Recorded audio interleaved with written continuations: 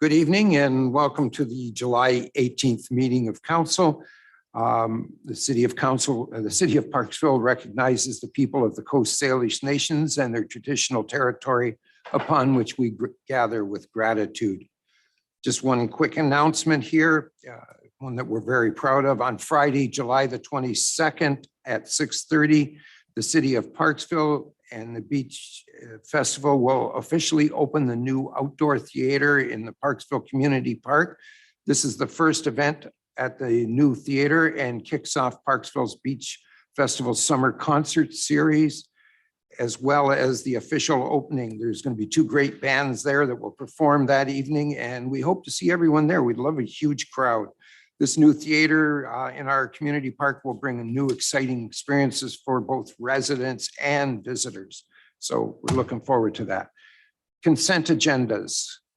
Minutes, we have 4 items on it. Minutes for the special council meeting, minutes of public hearing, minutes of the council meeting held July 4th, and approval of the council meeting agenda. We were going to amend the agenda in a couple areas. First off, Councillor Wilson has requested that our notice of motion be removed, if I'm not mistaken. And so that will be done. That's item number 7A. And secondly, we're going to move up the discussion on 703 Turner Road right to immediately after all the formalities done here. So what I'd like to do is have a motion to for a mover and a seconder for all the recommendations, including the amended agenda. Councillor Greer, Councillor O'Brien, discussion. All those in favor? Carried. Thank you. Delegations. We have one delegation. I did see her entering earlier, Ms. Jones.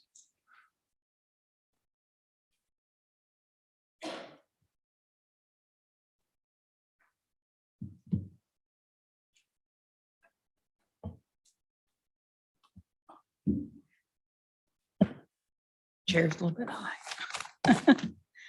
Thanks for allowing me to be here tonight. I'm here to introduce 2 projects at one time because they're very similar and they're in the same location. We have a rezoning application for 625 and 633 Pioneer Crescent and 211 Martindale Road, which are represented by the 2 red rectangles on the drawing up there. And we just thought we would try to make it simpler. Let's see if I can, there you go. So under the existing OCP, both of these properties are in the designated as transitional residential.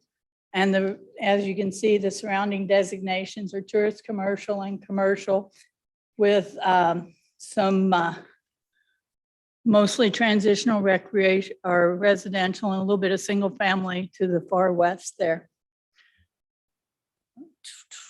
The current zoning is RS1, which is single family residential.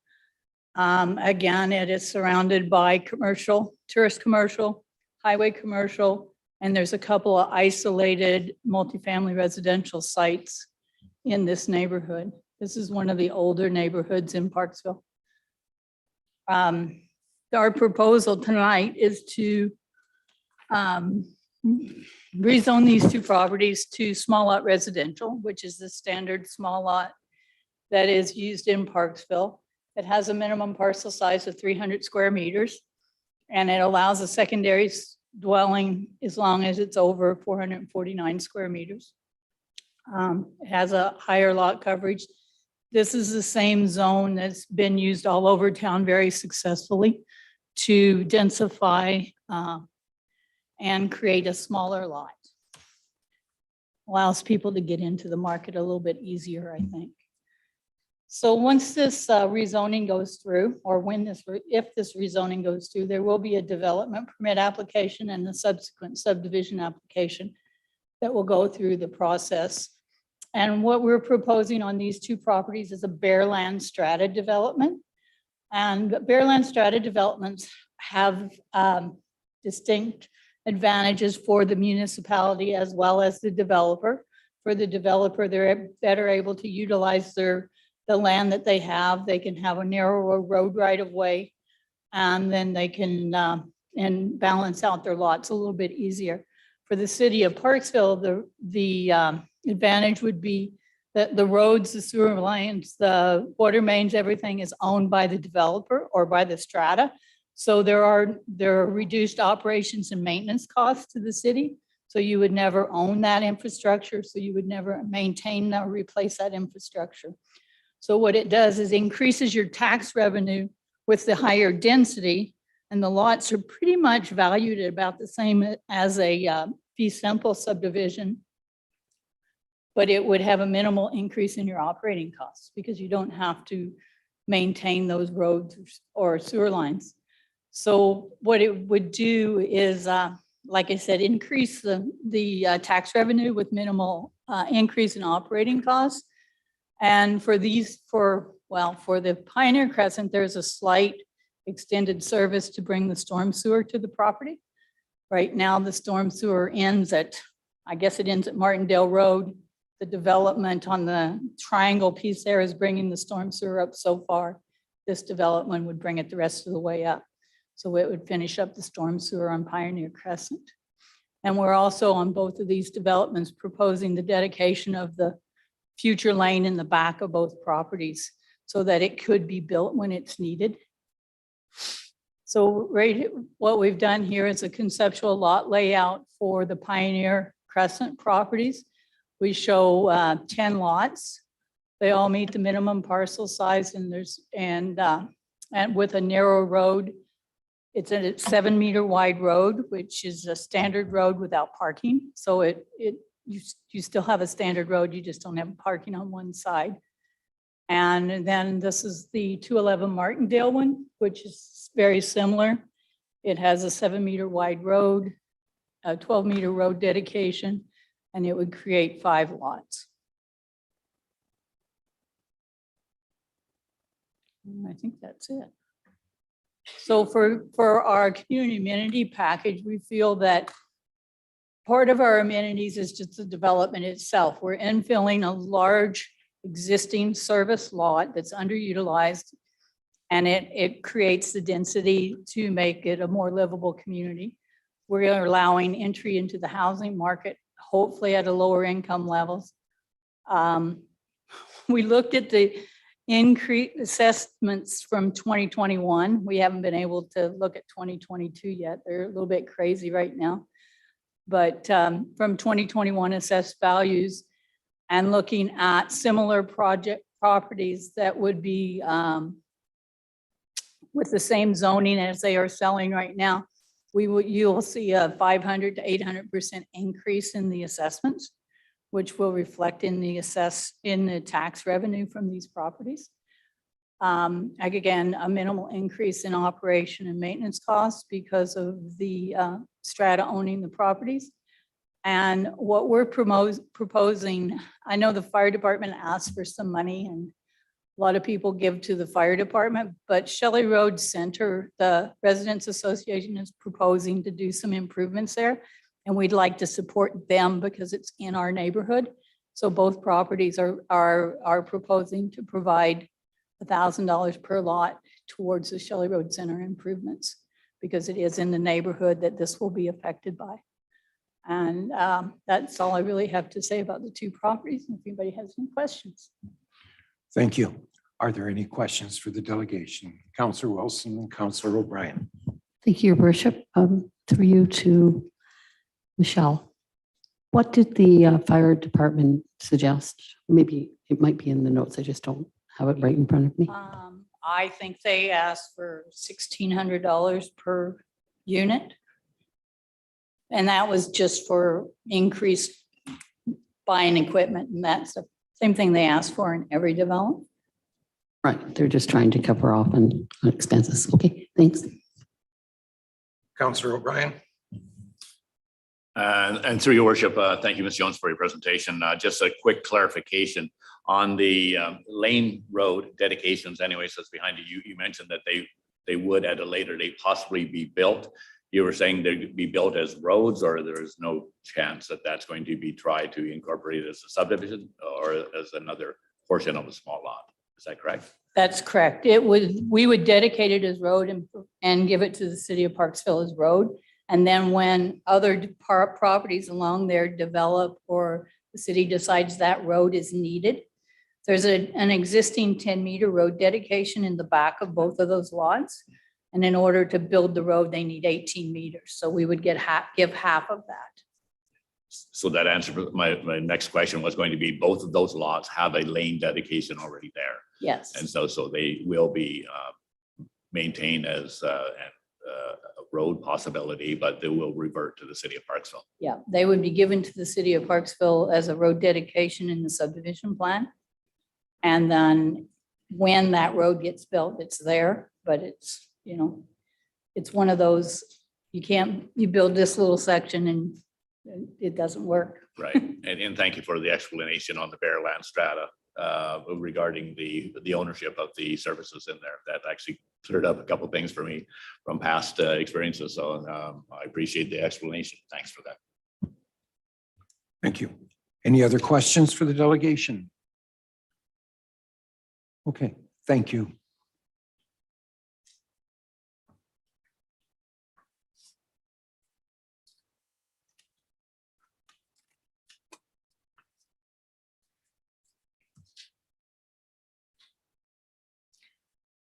I need a mover and a seconder for the recommendation to receive the correspondence from G. Blackthorne.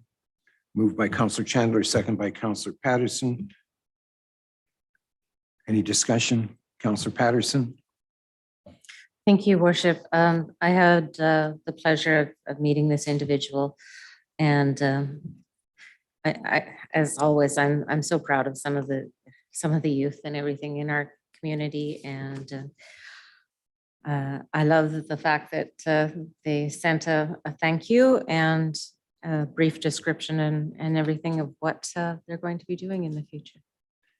It was good. Thank you. Any other comments? All right. All those in favor? Carried. Thank you. Mr. Arden. Arden? Oh, yes, you're right. Hold on. Go on back. That's where we were going to move the. Let me just get to the right page. The 703, Director Russell, if you would, please. So I don't have that. I just got item 4 on mine. No, whatever you have, we're okay.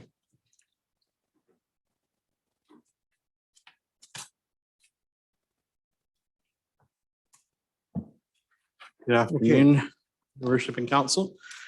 The city is processing a request from the owner of 703 Turner Road for the closure and acquisition of an unconstructed lane adjoining a portion of the northern boundary of the subject property. The purpose of the closure is to incorporate the unconstructed lane that is approximately 571.9 square meters or 6,155.9 square feet surplus section of unconstructed road into the subject property. Also, as part of the associated subdivision application, the proponent under legislation is required to provide a maximum of up to 5% of the property as parkland.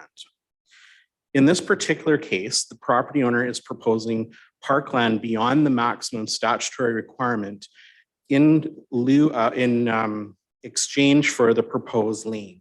So rather than 5% of parkland, the proponent is proposing, and again, it depends on if we're measuring it before the lane is added or after, but between 19.97% park dedication to 20.46% park dedication, rather than the 5% that would otherwise be required. This is a follow-up report. So since the date of the last meeting, notice has been provided to utilities who may be impacted by the proposed lane closure. Comments are received from BC Hydro and Fortis, both indicating no concerns with the proposed closure. No comments are received from Shaw Communications or TELUS Communications. In addition, In addition, public notice was published in the Wednesday, July the 6th and Wednesday, July the 13th editions of the Parksville Qualicum Beach News. Therefore, at this meeting, council must provide to those persons who consider they are affected by the closure and disposition of the proposed lane an opportunity to make representations to council. Written correspondence received are to be distributed at or in advance of the council meeting.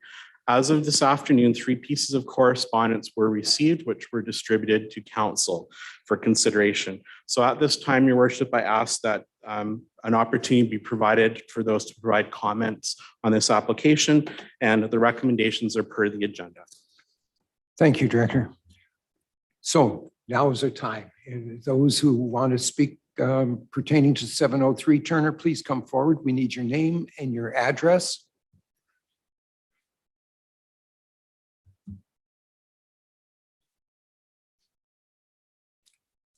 And I understand you have 2 presentations, one from yourself and one that's written from From a another resident, yeah. resident. That's fine. We'll need the name and address of that person as Yep. well. Good evening, Mayor and Council. Thanks for the opportunity. My name is Carla Colodi. I live at 493 Pioneer Crescent, another Bearland strata that's been in the area for well over 30 years. I've lived there for 32 years. During that time, I've walked the Martindale area, the Turner Road piece of property, and passed through that lane that's up for closure many times.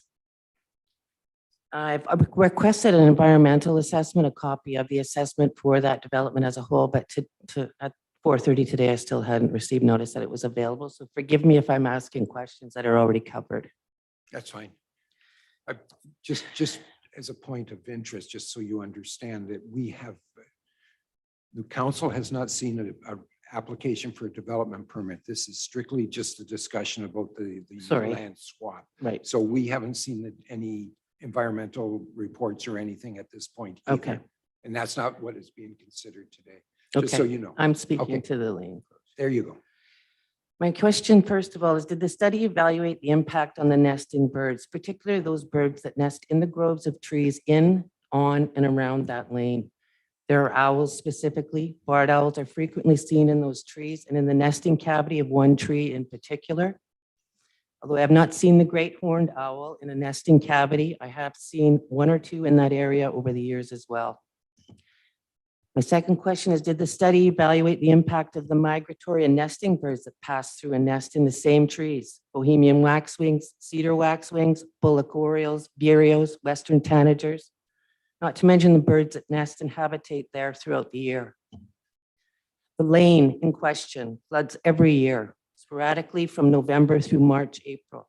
It floods because the stream or creek, which is being referred to as a ditch in the development proposal, is in fact a stream bearing fish.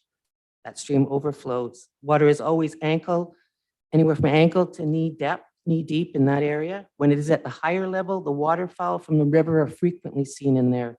Grebes, mergansers, and ducks. Has that asset been assessed? Clearly closing and incorporating that lane area into the development as a whole would have a very negative effect on all the bird species that frequent that land and the surrounding area. Before hasty decisions are made, let's ensure that the appropriate intensive biological and/or environmental studies are done by someone who is knowledgeable and capable in the area of nesting and migratory birds and waterfowl. We need to start thinking forward and designating the wetlands such as the property in question and the pieces surrounding it as a natural asset and treat them as such. The cities of Gibson and Lake Cowichan have figured out how to value their natural assets. I hope the city of Parksville can as well. What are we leaving for our grandchildren and children when the last vestiges of green space around the Englishman and the estuary are developed? Nothing other than the community park, I suppose. With the rate Parksville is expanding and developing, soon the community park won't be able to handle the people. Development is necessary and may be needed in this area, but development on the property at 703 Turner Road and giving up that laneway is not. Hopefully we wish this bylaw not to be passed before additional studies are completed. Thank you. Thank you. And your next report? The next report I'm delivering on behalf of Karen Bedell. She also is a resident on Pioneer Crescent. maybe more, it's far more lengthy than mine, so I'm sure I'll probably go past the 3 minutes. But my That's apologies. fine. No, that's okay. Keep going. So on behalf of Karen, hello, I'm speaking with respect to the multiple proposed development applications for the area between Shelley Road, Pioneer Crescent, Turner Road, and Martindale Road. I'm asking City Council to push the pause button on developments between the Old Island Highway and the estuary. I'm asking City Council to undertake a proper environmental assessment that includes a hydrological impact study to determine what is the extent of building that can be done in this area so as not to adversely impact the Lower Englishman and the estuary. Too many people, perhaps some on council, too many people, perhaps some on council, this land looked empty, sitting, doing nothing. To the contrary, this land is critical due to the proximity to both the Englishman River and the estuary. As part of the UNESCO Atmosphere Aerosmith Biosphere, the estuary, the river, and aquifer sitting under the surrounding land are natural assets. The city should be taking action to protect rather than explode the development to ensure long-term viability. Municipalities in BC are recognizing their value and formalizing them with a monetary value. The city should reconsider the extensive proposed developments to these environmentally sensitive areas and take the necessary steps to minimize development and hard surface coverage of the entire area between the Old Island Highway and the estuary. We all know that the river and estuary are home to thousands of species of birds, plants, and water life. In fact, the Lower Englishman watershed wetland study done in 2015 states that all wetlands mapped fall within the coastal Douglas fir moist maritime biogeoclimatic zone, an ecosystem region where the characteristic forest and wetland habitat is considered to fall within the globally at risk category. Also, section 4.4 of the OCP acknowledges these are important habitat types and that due to the environmentally sensitive nature of these lands and their proximity to the city's drinking water source, the Englishman and groundwater, these deposits are not suitable for extraction. So the city and the RDN have formally acknowledged these areas as ecologically sensitive and important ecosystems. Well, why is it then that there's no protection for the area that boundaries these two natural assets? While visually the estuary land may appear to end where the houses currently start, does not mean that there's a relationship with the water movement through the ground. In many ways, this is a lot like the circulation system in the body. If you interfere with the supply of blood to an organ, there's eventually going to be dire consequences. For section 5 of the OCP, goals specify that development and buildings are designed in a manner that is sensitive to the natural environment and enhance the small town character of the community. Yet the various applications currently before the city are looking to nearly double the current number of homes on just a few properties within a very small area adjacent to both the river and the estuary. This means houses, garages, patios, and driveways. This also means excavation for plumbing, sewage, etc. One of the most important sources of water is a natural resource we call groundwater. Groundwater makes up 90% of the usable water on Earth. Groundwater comes from rain, snow, sleet, and hail that soaks into the ground. It fills the spaces between rock, soil, gravel, and sand with gravity pulling it down until it reaches a level that is fully saturated. Both the Englishman River and the estuary rely on groundwater and recharging of the aquifer on which Parksville sits. Over the past 5 years, there's been extensive development in Parksville, and without a proper plan and understanding of the cumulative effects, it will be too late to fix. To understand how residential development can affect groundwater, it's important to recognize that all land has groundwater beneath it. Groundwater flows through underground soil and rock materials, generally from higher to lower areas on the land surface. Residential development may affect both the quality and amount of local groundwater. Conservation subdivisions, which this entire area should be preserve green space and maintain the natural features of the land as much as possible for the maximum environmental benefits and including potential groundwater benefits if less land is developed into fertilized lawns and landscapes. At a time when we are watching the effects of climate change and the last year experiencing climate change for ourselves, the heat dome, the drought, the flooding, and the extreme cold. The RDN flood risk assessment done in 2019 stated of note, urbanization could substantially influence local climate resistance. The development and transformation of the natural environment to urban landscapes composed of buildings, parking lots, and roadways increases the impermeable surfaces leading to reduced rainfall absorption, which in turn increases the potential for localized flooding. It also states that climate change is a probable contributor to the occurrence of coast flooding, and that is projected the waters along Vancouver Island's east coast will rise by a minimum of 0.8 meters by the year 2100.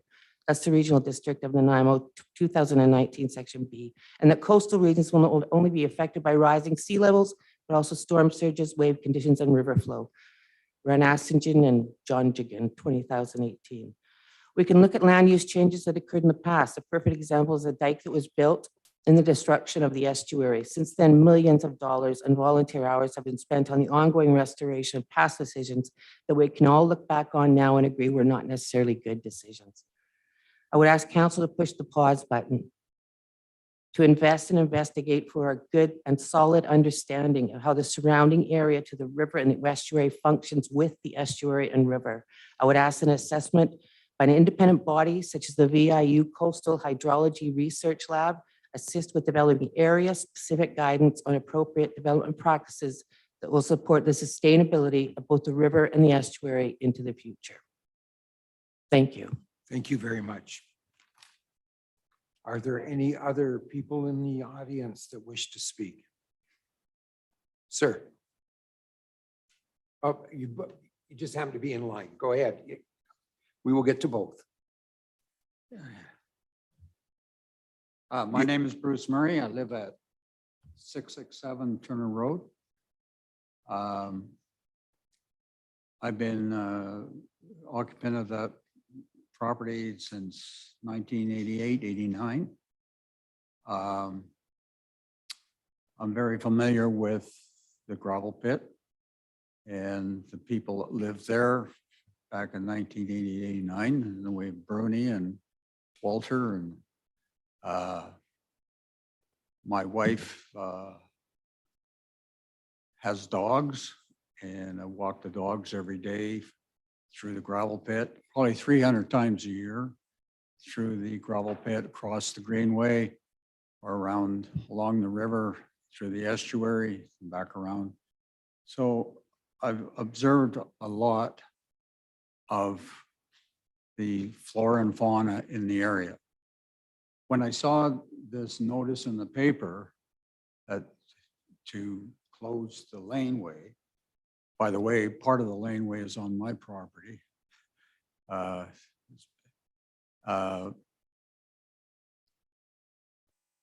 the part that's to be closed or proposed to be closed, but I didn't think much of it because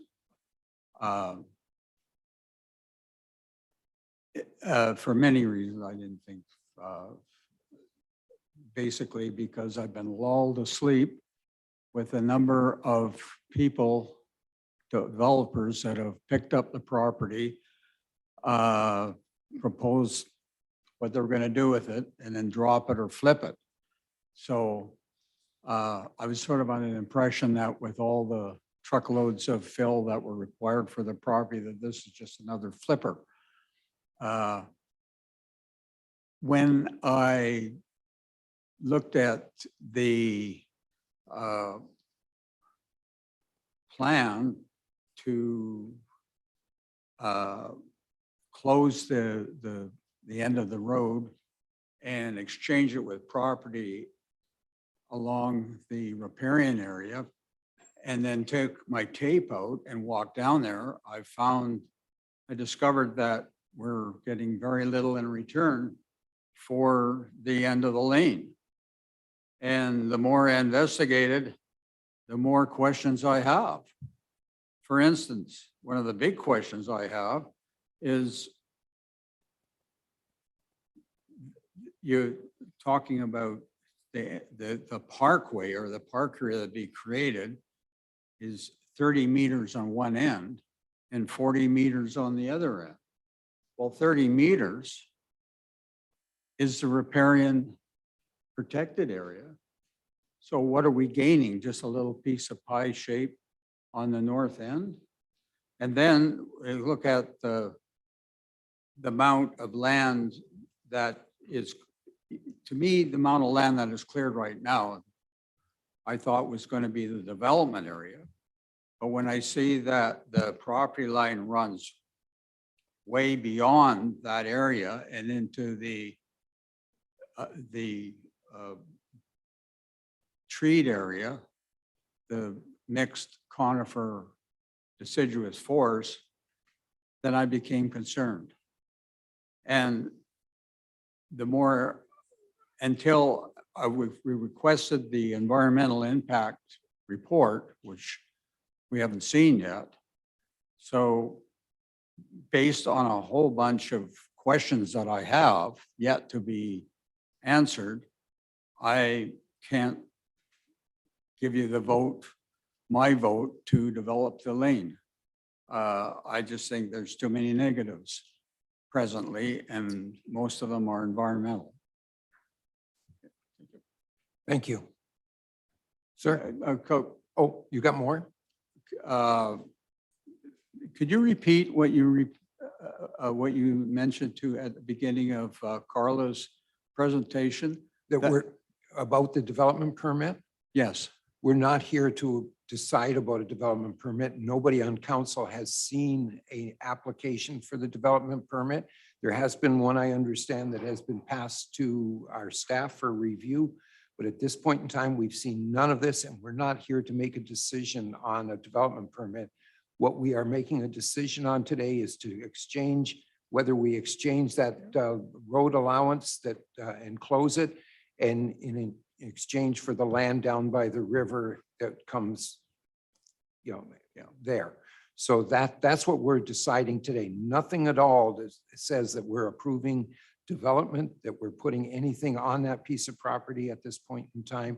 It is strictly a land swap situation is what we're talking about. So we're not looking for your vote on that part of it yet. That I'm sure will come to fruition in the future. I'm expecting sometime in September or October, it'll come to the table for a development permit application. And that's when the tough questions will be asked. Sorry, I went on longer than I should. Will there be a public hearing? Of course, there'll be discussions, no public hearing per se, but it will be brought up here at council for discussion. Thank you. Okay. Thank you. Now, at last, come on up.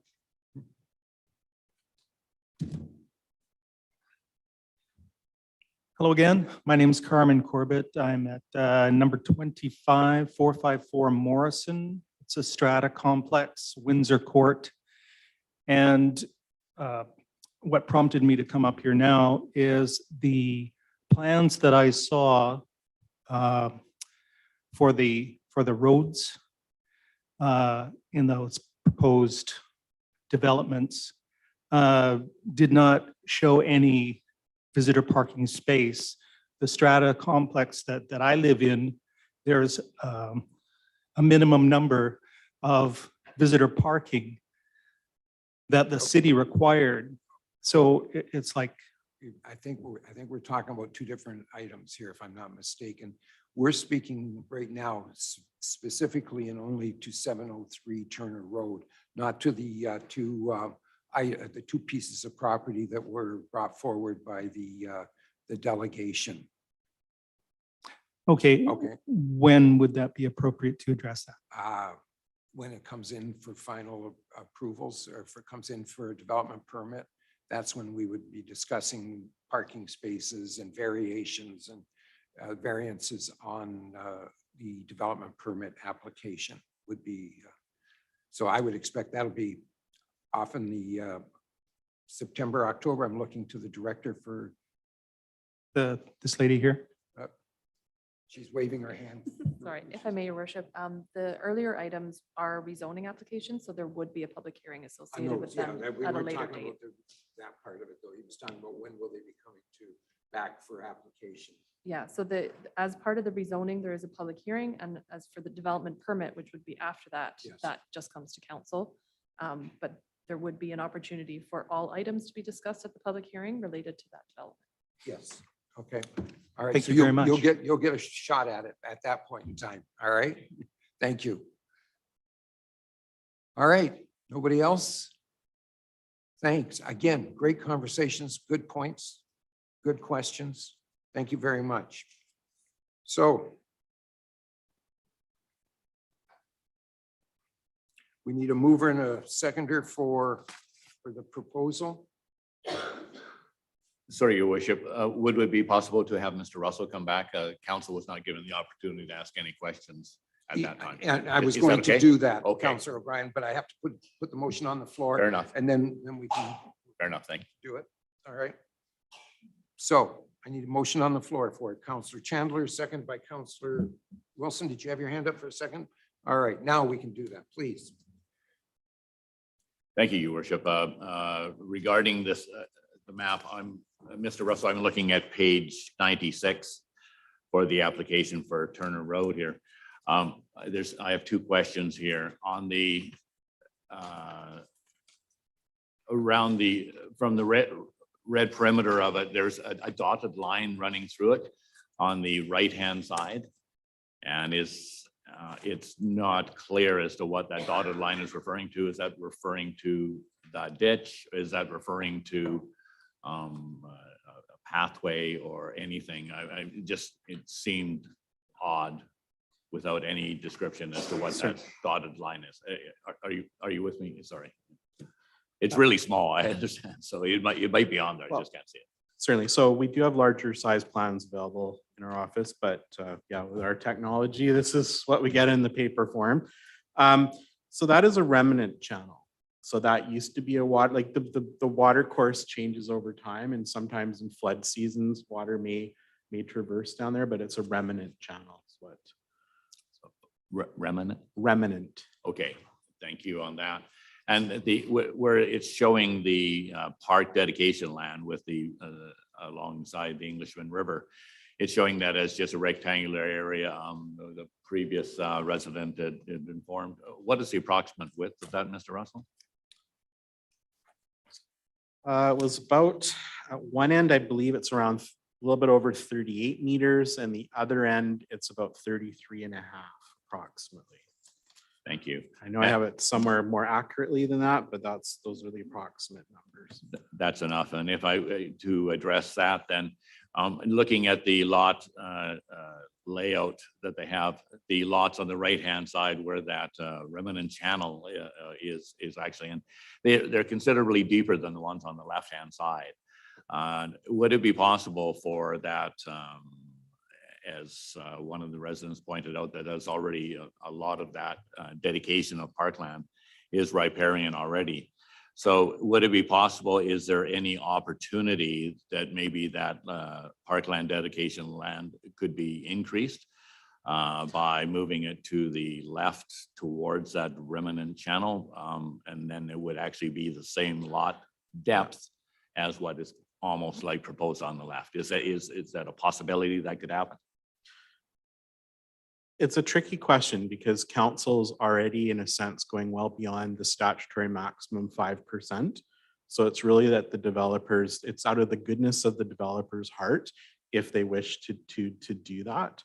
But again, council itself is entitled to a maximum of 5% parkland, not the 20% that's proposed. So it's possible, but it's not what's being proposed to thus far with respect to the parkland. The other option is the proponent could propose cash in lieu of park as well. So that's the other, which would be based on the land value, 5% of the entire part of the entire undeveloped property. I understand that, but the thing is that what I'm getting at, the area that is being proposed is dedicated as parkland type everything is basically undevelopable anyways, because it's in the riparian zone. Is that a correct statement?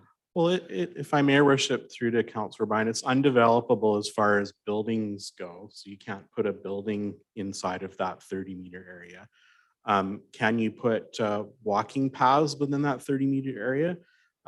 You can with an assessment. You may need potentially an exemption to some of the streamside. You may need a provincial permit to essentially do that, but there are trails, in a number of our parks that actually have bridges that cross water channels, and so yes, you can have a trail within that 30-meter area. It's not a hard black, solid line that nothing can be within that 30-meter area. That's where I was going with that. Thank you for that clarification.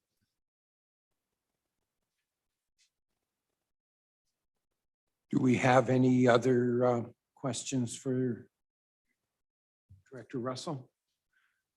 All right, any other comments? Then, thank you, Director Russell. Councillor Patterson? Thank you, Your Worship. So my concern is that although this will go forward to public hearing and such for the development. If we make the decision today to accept the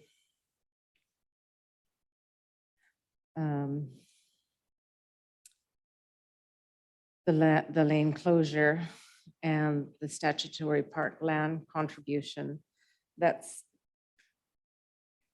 kind of done. Because then it will go to first, second, and third reading.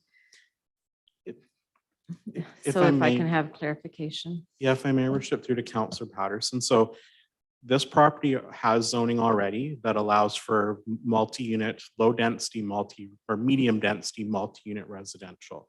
So there is no public hearing involved with respect to the use of the land. It was approved years ago, like before 2005. So it's had that zoning for a number of years. So it has a zone that allows for townhouse development, or it allows for small lot residential development. With respect to the lane closure, really the decision before council is whether or not to close the lane. That's not going to make a difference on whether or not a development goes ahead or not at the end of the day. That decision just affects, the developer may have a more optimized parcel because the part of the lane is outside of the repairing area. It's a more developable piece of land than the park that is being proposed. But at the end of the day, the property's had zoning for a number of years that allows it to be developed, whether the lane is closed or not, whether council accepts the size of the park that's being proposed or not. That's not going to impact whether or not the property gets developed.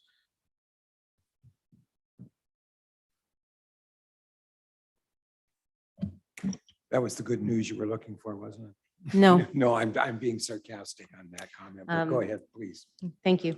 I still feel that an environmental survey should be done on this lane. Well, go ahead, Director Russell, and then I'll comment. If I may, Your Worship, so there, as part of the subdivision process on properties greater than 2 hectares in size, an environmental assessment was done of the entire property. That becomes the purview of the approving officer in reviewing that application. Separately, the property has also had a riparian assessment report undertaken on the property. So these are both documents that are pushing 60 pages each. So those are reviewed as part of the development permit process. We do have a professional reliance model. So when that application comes forward, council will need to examine those professional recommendations versus the guidelines in the development permit areas and make a decision at that time whether or not the proposed development satisfies those guidelines or not, or whether further study is required of council, having read those reports. But Thank you, Your Worship. When was the riparian area study done? if I may, Your Worship, it was done. Well, we just got the filing back from the province, like the final acceptance of the study, but again, this is.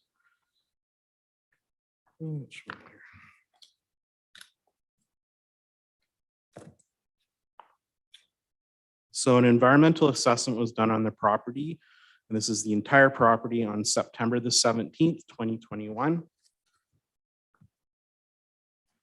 On November 13th, 2021, riparian assessment project assessment report was filed with the province. And so those are the two main reports, and there was an addendum that was done in response to some provincial questions that was done May 10th, 2022. Thank you. I appreciate that. Thank you. So, pardon me. Go ahead, Councillor Wilson. Thank you. Through you, Your Worship, to our Director of Planning. You haven't had a time to read these reports, I take it, plain then, or have you glanced through them to see if there are anything glaring in there that would negate building on that? If I may, your worship, I have not observed anything that would negate some development on the property. The entire property is not developable, so the professional reports are recommending no tree removal within 70 meters of the water course. So when the development permit comes before council, at a minimum, that's what it would say. It would be based on that professional reliance model. Other things may affect timing of when activities occur, but yes, we've had a review of those reports. Follow up, please. Please. And so in the closure, what's before us right now is the closure of the lane. In your opinion, is this not going to impact, as you say, the future development? We're looking at two separate things right now, for clarification. If I may, worship through to Councillor Wilson, essentially, yes, it's not going to affect whether or not the property is developable. It's ultimately going to affect potentially the shape of one lot, maybe, and how much parkland the city acquires in the form of a park. That's really all it's going to affect. Okay, I'm going to try again. So first off, riparian area is not parkland. It is just an area of land that can't be built upon, correct? In saying that? If I may, worship, that is correct. Okay, so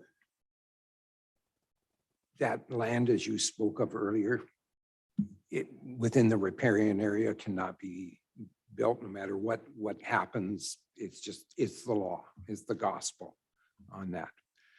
So I'm looking at this, and the whole discussion today comes down to one or two very simple things. It's not what can be built, what can't be built, because quite frankly, they have the zoning on it, as the director has indicated. And if they don't come back for any variances or anything else, then they don't need to go through any approvals other than development permit approval, correct? If I may, worship, development permit and subdivision approval. Okay, so that's all that's required at that point in time. The road allowance that's looking at being closed is 571 square meters of real estate. The assessed value of it is $101,939.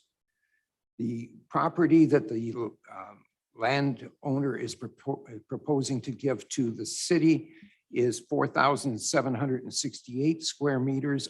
Yes, a good portion of that, a significant portion of that is in the riparian area, but we get to have it to be able to do what we will with it in the future. That land value is worth $298,000. Now, if we decide we don't want to do anything and we want to sit on this and not make a decision, then the developer can come to us and say, I'm going to write you a check for 5% of the land value, which amounts to $74,638. I'm not suggesting we make a decision based on dollars and cents only, but the reality is this deal can go through regardless of what way we look at this. And the best deal for the city is for us to take the land down by the river in the riparian area and beyond to whatever the landowner is prepared to give us, and trade that for this very narrow piece of road closure that we're asking about. And then they can come back to us and say, we want to build this, this, and this. And we can say at that time, yes, no, maybe, whatever the question is, come September or October of next year when they make their final application for it. I think this is a pretty straightforward application. We're not saying you can build. We're not telling the developer he can build on this property, anything at this point in time. All we're saying is we're prepared to trade you this 571 square meter piece of property for this 4,768 square meter piece of property. End of discussion. That's exactly what it is we're attempting to do here today. So that's what I look at when I'm making this decision. Any other comments? Then I shall call the question. All those in favor of the closure and the land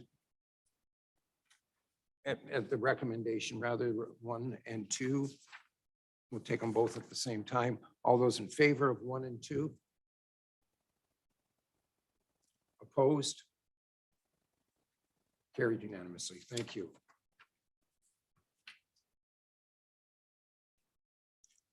Your worship, there was 3 recommendations.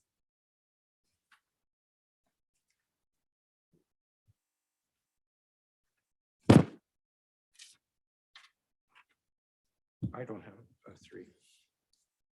Sorry. Mine stopped at 2. It said over, and when it went over, I went to moved and seconded. No, even before that.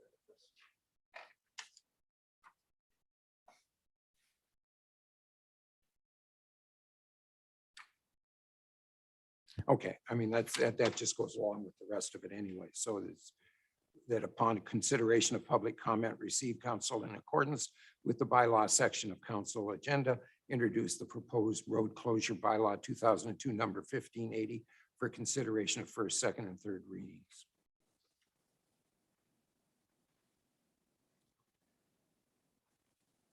All right. Moving along. Ms. Legault.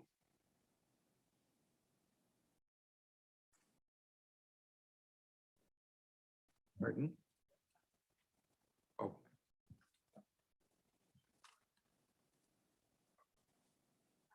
Mr. Arden, we thought we were going to forget about you, didn't we? Please, go ahead. Now we get to the easy decisions.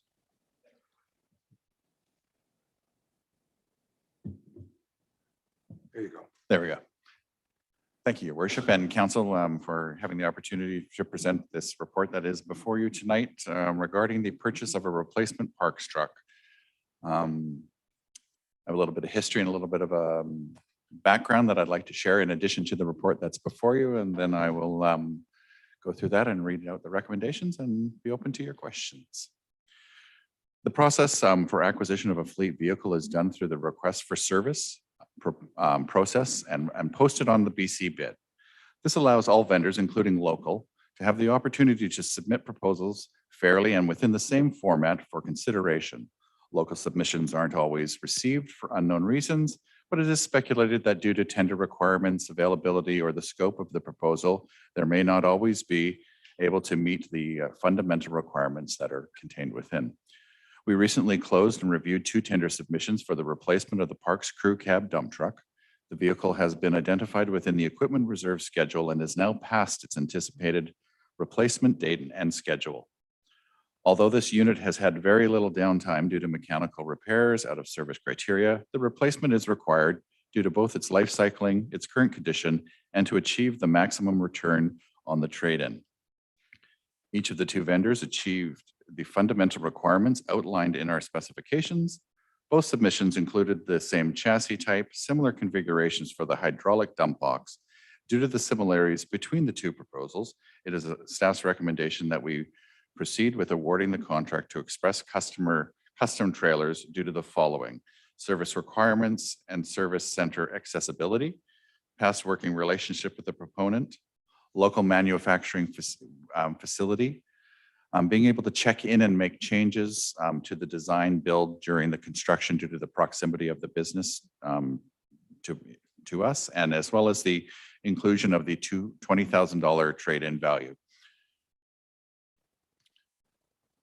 The Parks truck is a 2008 Ford F-550 crew cab with hydraulic dump box. This vehicle is configured with the opportunity to have 5 staff members within the vehicle and utilized for parks projects, maintenance throughout the city. Having the dump box allows materials such as dirt, gravel, and pruning to be transported and offloaded both efficiently and safely. In addition, the summer operations and the spring operations, this vehicle is outfitted with wintertime and is utilized as a 3rd vehicle within its class for the winter salting and plowing within our municipality. This truck continues to be utilized every winter for this priority, as we have a relatively small fleet for removing snow within the community when those times happen. For many years, the Parks Department operated with a seasonal staff during the summer months utilizing this vehicle, but the demands for this vehicle have increased as we have now also included the use of it for wintertime, deployment of the plowing and salting, as well as the parks operations have grown with as the community has grown, and this now truck is required year-round for parks operations. The recommendation is to award the tender to the Express Custom Trailer. This local business has many years of knowledge and experience designing and producing dump trucks and related products as outlined within their submission. The chassis portion of their submission has been completed by Steve Marshall Ford in Nanaimo, another local vendor. This chassis is required, which is specific to this vehicle size to support both the snow plow operations, which makes it a little bit more unique than a regular pickup truck within our fleet. The planning and the design consideration is put into the replacement for all vehicles. Unlike a regular pickup truck, the larger fleet vehicles, the 550s and up in size, are designed to perform a multitude of work assignments that require more thought and detail. During the review stage, it was decided that due to the geographical area of this truck we'll be operating in, that a diesel engine was not required for this replacement. This has reduced the overall purchase cost and the cost of the ownership related to the repairs and the maintenance of the fleet department. The current tender document was created by reviewing the need and requirements for this vehicle during summer and the winter months. The current configuration has proven itself to be a multi-use vehicle while maintaining the demands of parks, roads, and for the city of Parksville. This vehicle for us is the workhorse in operations, both because of its capacity to carry larger crews, as well as both the use in the parks and the roads areas, specifically when it comes to removing and moving of product in parks and or removing and salting snow and ice from our community. The remaining two 550 trucks currently in use in the operations are also coming up for replacement in 2022 and 2023. Because these vehicles are single cab design and similar to each other in nature, so the smaller cab, only a smaller crew, they will be tendered together so that we can potentially improve our purchasing power. The specificities of this vehicle did not allow us to group it together with those because the configurations and the custom design make the scope too different. In addition, we are reviewing the equipment replacement reserve and analyzing the current cost increases impacts that we are facing in the current marketplace on both vehicles and parts within our scope.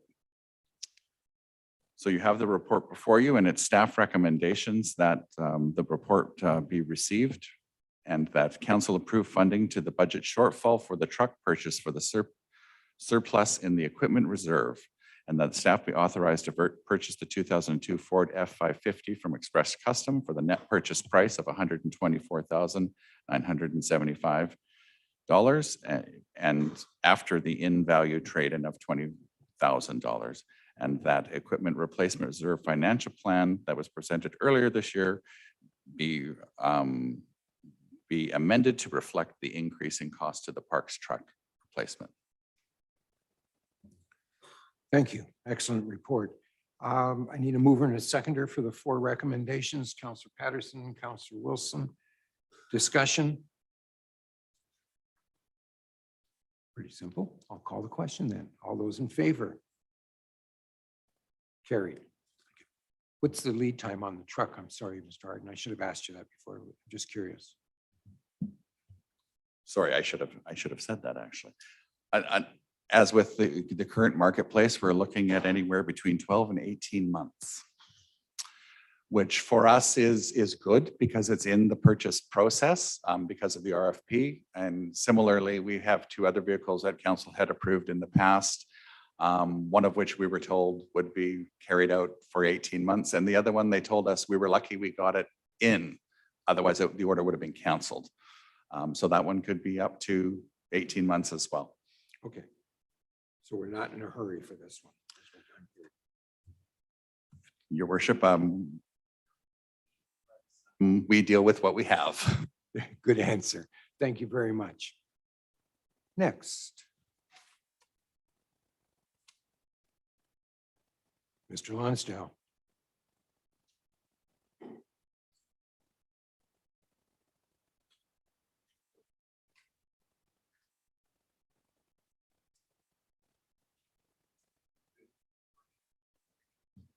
Good evening, Your Worship and Council. I'm Michael Lonsdale, the City's Manager for Special Projects, and I am here for the Operations Yard Phase 2 environmental investigation and a request for additional funds to support that investigation.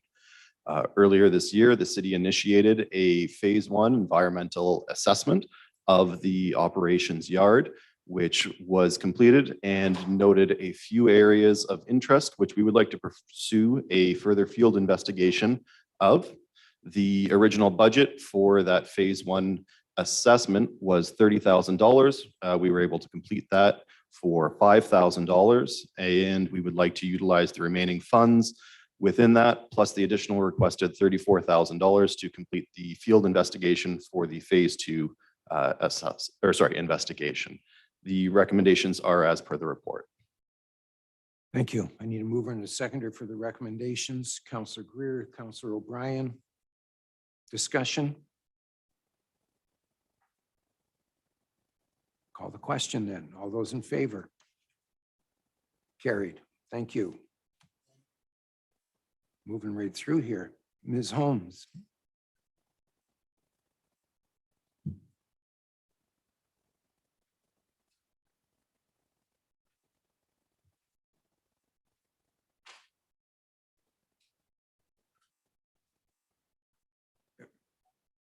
There we go.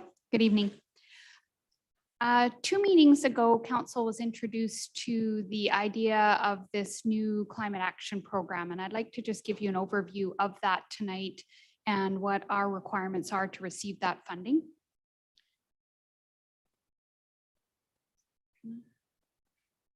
Oh, there we go. Thanks. Okay, if you'll recall, Parksville is a signatory to the BC Climate Action Charter, and about 187 of 190 local governments in BC are signatories to this charter. And under that charter, the city is committed to becoming carbon neutral in our corporate operations, measuring and reporting our community greenhouse gas emissions, and endeavoring to create complete, compact, and more energy efficient communities. So that's kind of the overall scope of the charter. The province has introduced a couple of things related to that. From 2011 to 2021, there was the CAREP grant, if you recall, and that was the Climate Action Revenue Incentive Program, all of these acronyms. And the city received about $9,000 per year, and we had to report out on all of the initiatives we'd taken related to climate action, track our emissions. Part of that was provided by the RDN related to organics diversion, and that was a big chunk of our emissions reduction. But there was a lot of reporting required, and it was $9,000. So by far, we spent more time doing that tracking than we actually received in that carbon grant. And what they said in 2021 was that the CAREP grant was coming to an end, but there would be a new program introduced. We've recently received notice of that really just in June, and there was reporting required by July 15th, which was Friday. So I'll bring you up to speed on what we need to do with that. The good news is that the funding has increased significantly, and the province has committed to what they're saying is flexible and long-term funding. They've committed to 3 years at $127,000 per year.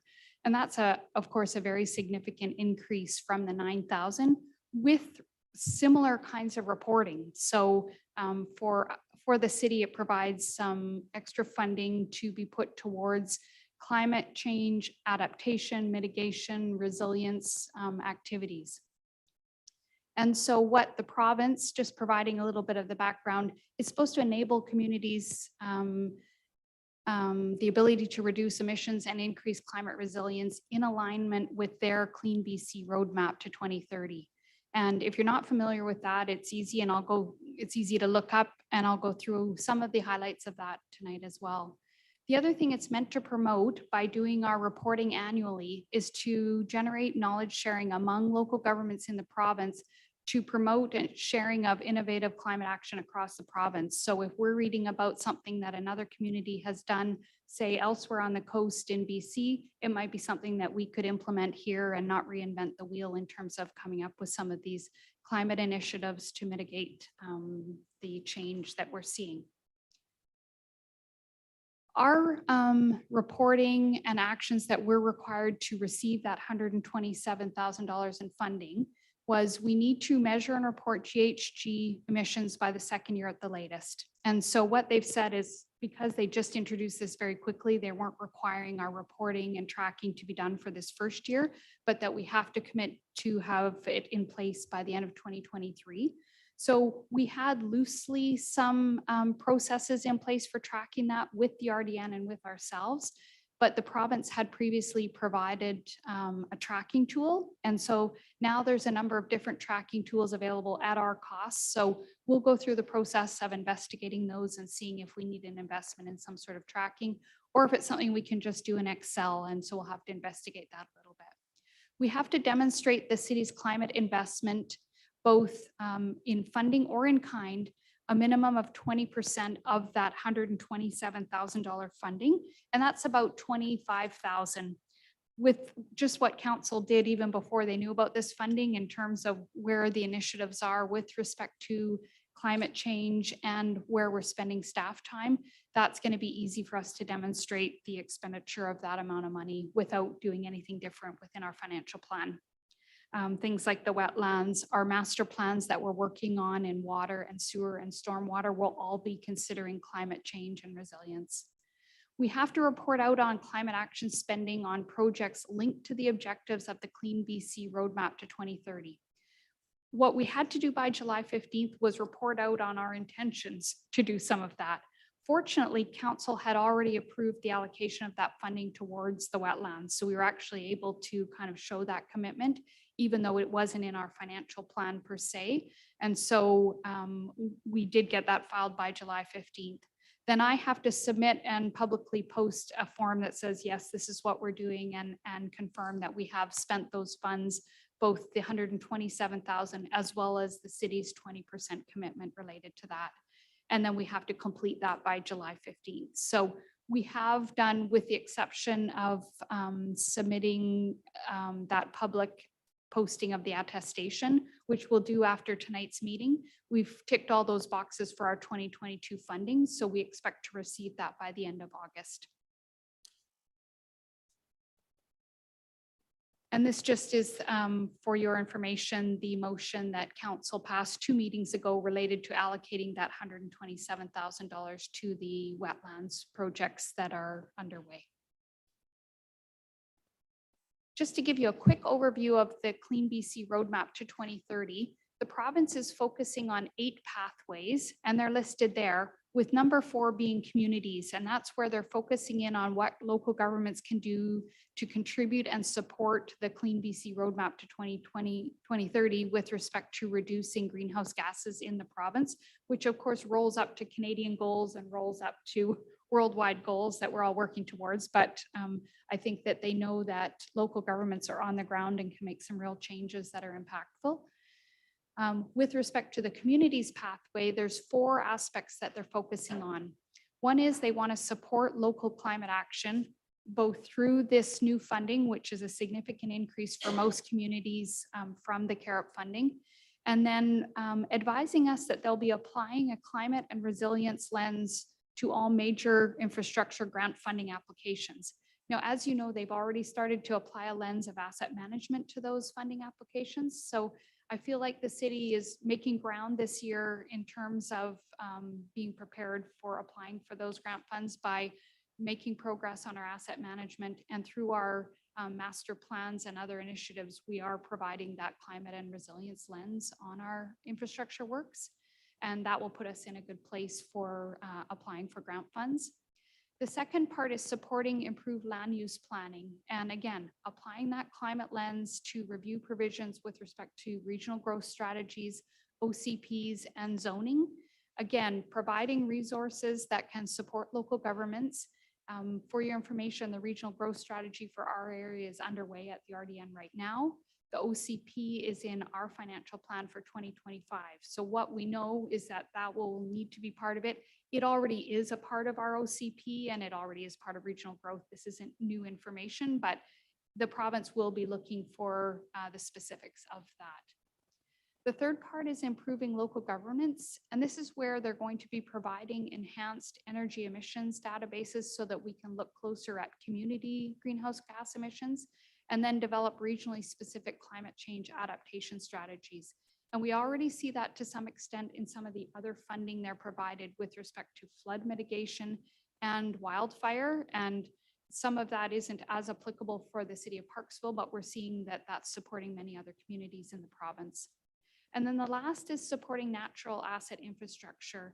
And as we know, that supporting the development of natural asset infrastructure is aligned with climate initiatives. And we've already started to look at that with our asset management plans, looking at the wetlands and how that can be used to mitigate different storm events. So again, we're on that page, but the province is stating it specifically as part of their roadmap to 2030 that these are things that they see local governments being a significant part of. Any questions? Councillor O'Brien, please.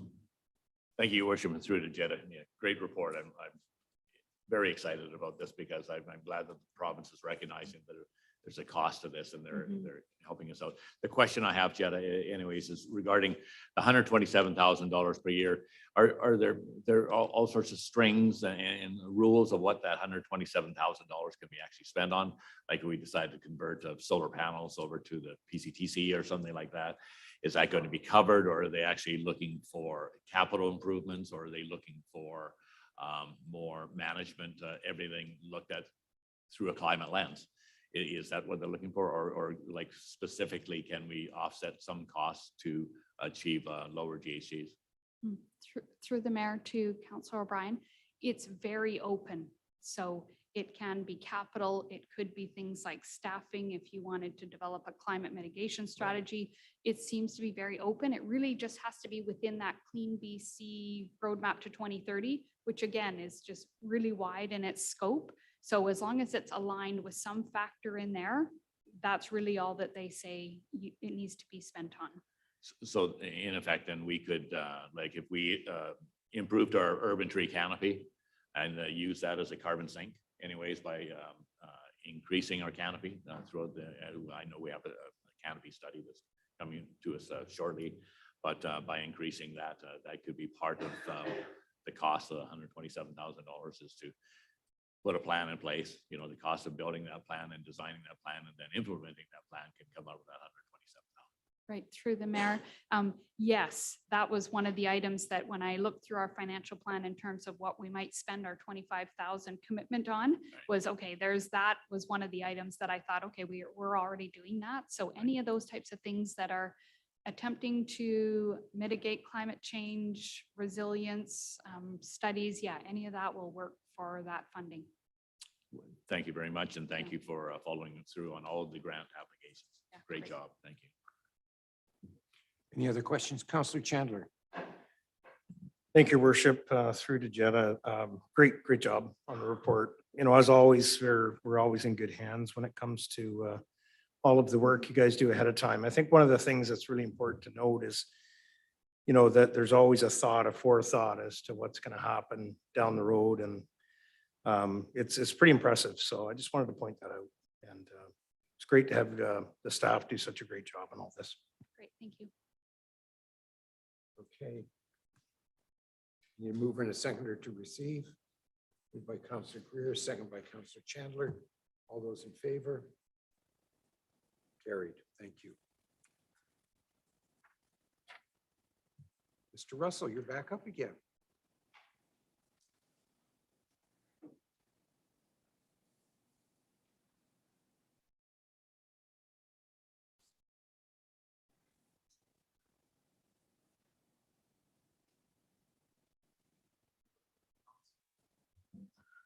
Good evening, Your Worship and Council.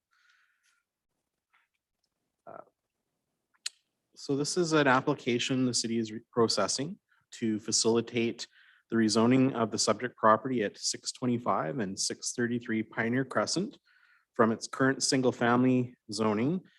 It's proposing to be rezoned to small lot residential SLR1 to facilitate a future residential subdivision. The properties are located within the transitional designation of the official community plan a designation that's intended for, to facilitate a medium density residential neighborhoods with a variety of housing forms. It's basically to facilitate a compact development and infill development. A preliminary concept of the subdivision showing 10 Bearland strata lots has been provided. Should the application be successful in the future, it will require ultimately a development permit and subdivision application. The rezoning bylaw appears on the bylaw section of the agenda. It is being recommended that the applicant provide an opportunity for public engagement, such as a developer-hosted public open house prior to second reading of the bylaw. And the recommendations are per the agenda.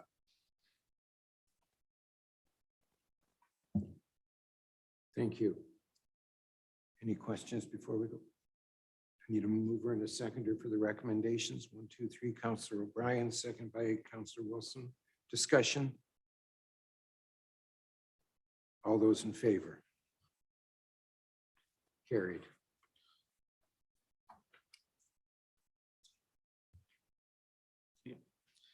And if I may, Worship and Council, we have an application, similar application at 211 Martindale Road to amend the zoning bylaw from single-family residential to the small lot residential zone. Again, it's in that transitional designation. What's being contemplated is a 5 Bearland strata lots with a shared common property access. Should the application ultimately be successful, it will require a development permit and subdivision application. The zoning bylaw appears on the bylaw section of the agenda. It is being recommended that the applicant provide an opportunity for public engagement, such as a developer-hosted public open house prior to second reading of the bylaw. Should also be noted that should the bylaw application advance further, there's also additional public input opportunities as part of the required statutory public hearing process. Recommendations are per the agenda. Thank you. I need a mover and a seconder for all 3 recommendations. Councillor Greer, seconded by Councillor Wilson. Discussion? All those in favor? Carried. Thank you.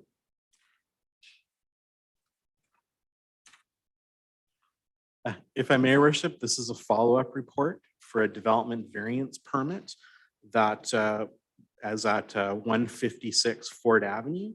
So required notices now occurred. As of 4 p.m. today, no correspondence have been received with respect to this application. If this application is approved, it will relax the setback for an existing dwelling to allow it to be converted into an accessory carriage house.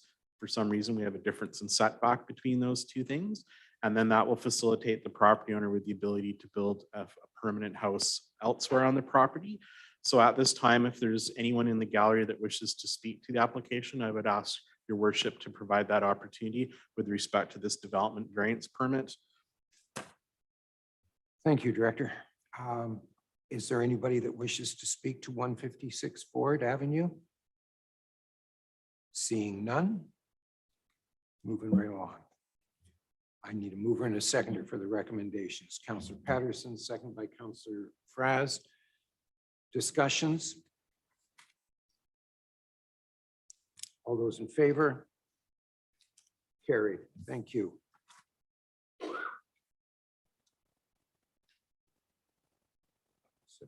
was done.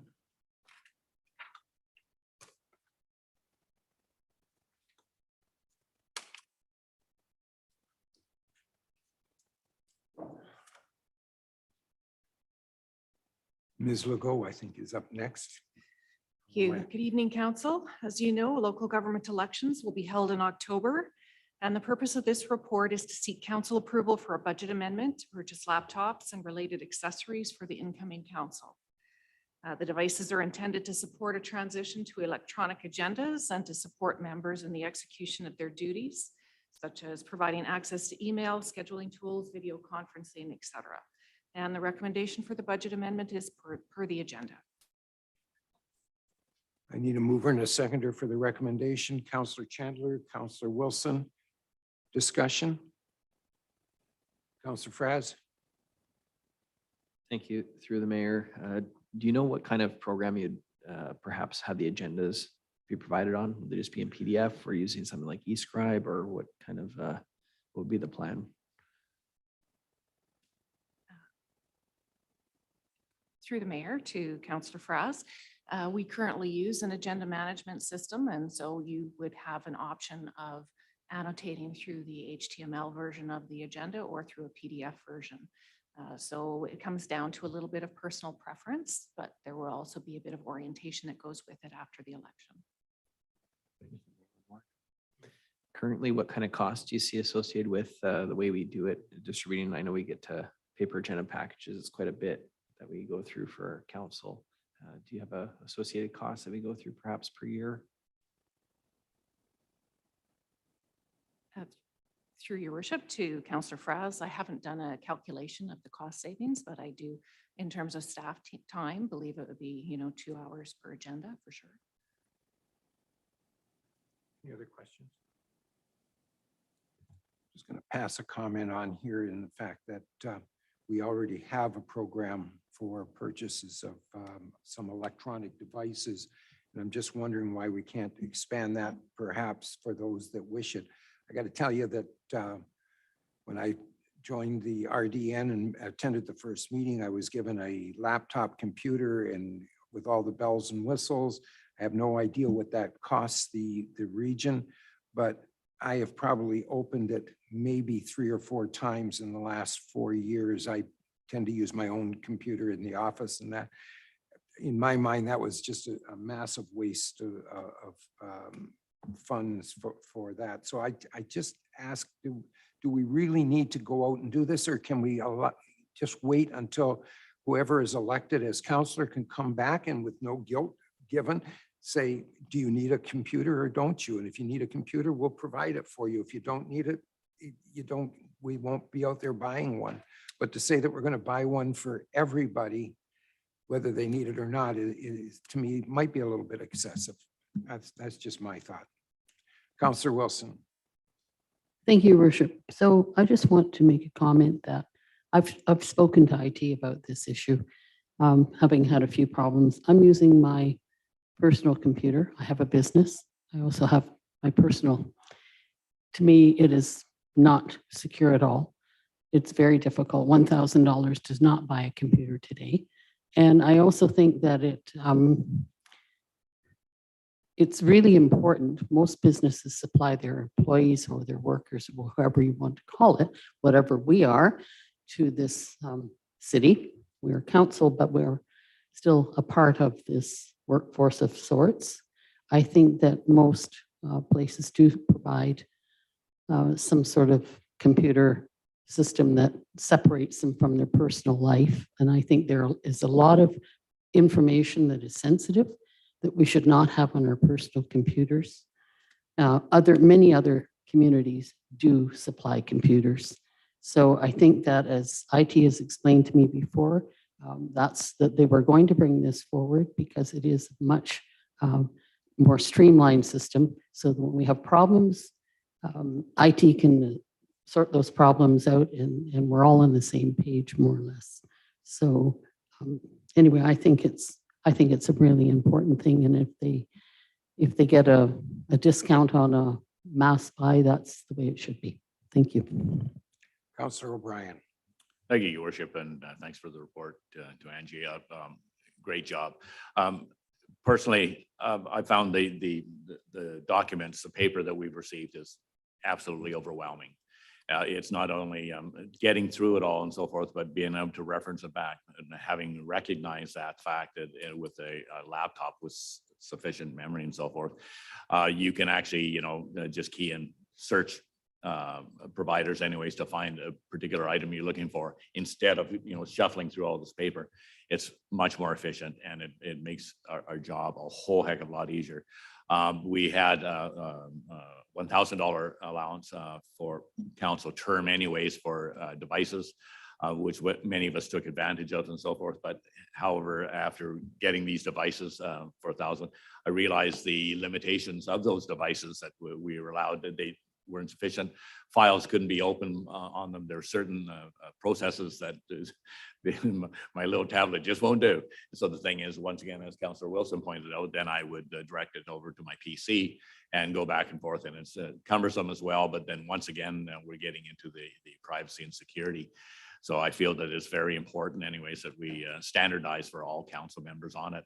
And there is, as the mayor was suggesting anyways, with the $1,000 each in your analysis here anyways, it advises that if we move ahead forward with the laptop provision, there will prepare a corresponding policy amendment for consideration to remove the $1,000 allowance and move over to the laptop purchase, which is, I think, a wise move. Thank you very much for taking care of this.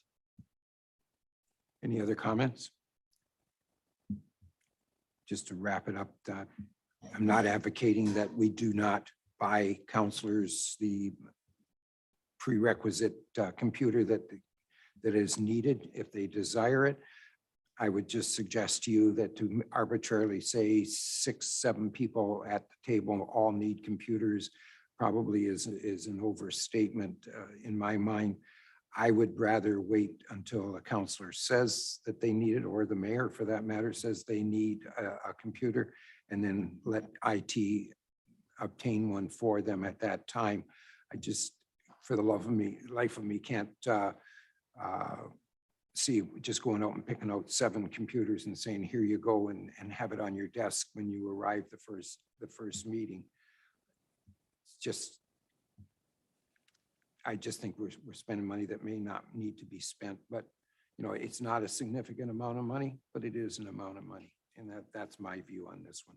So Councillor Chandler, you have your hands up. Sure.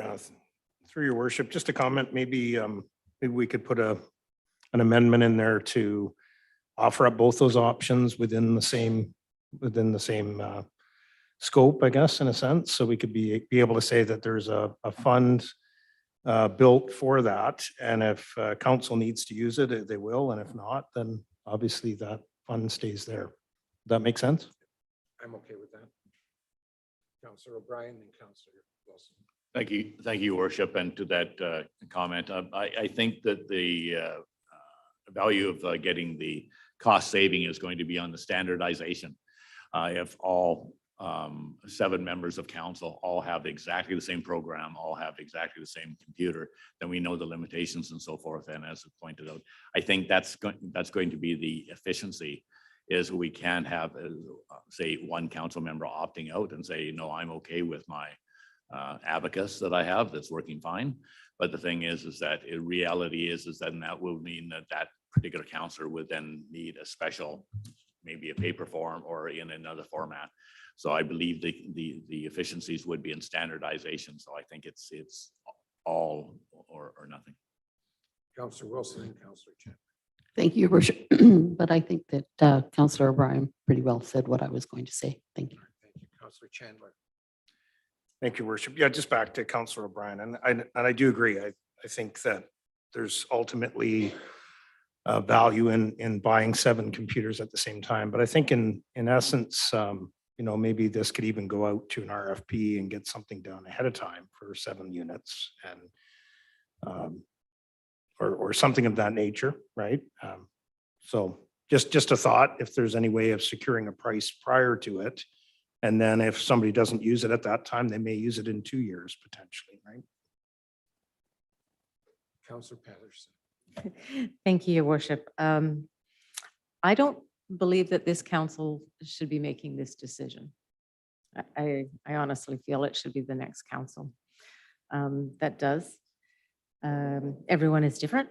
Everyone has different needs and uses, paper or not. I do a lot of writing, and that at the same time, I know I can put down some notes and everything as well.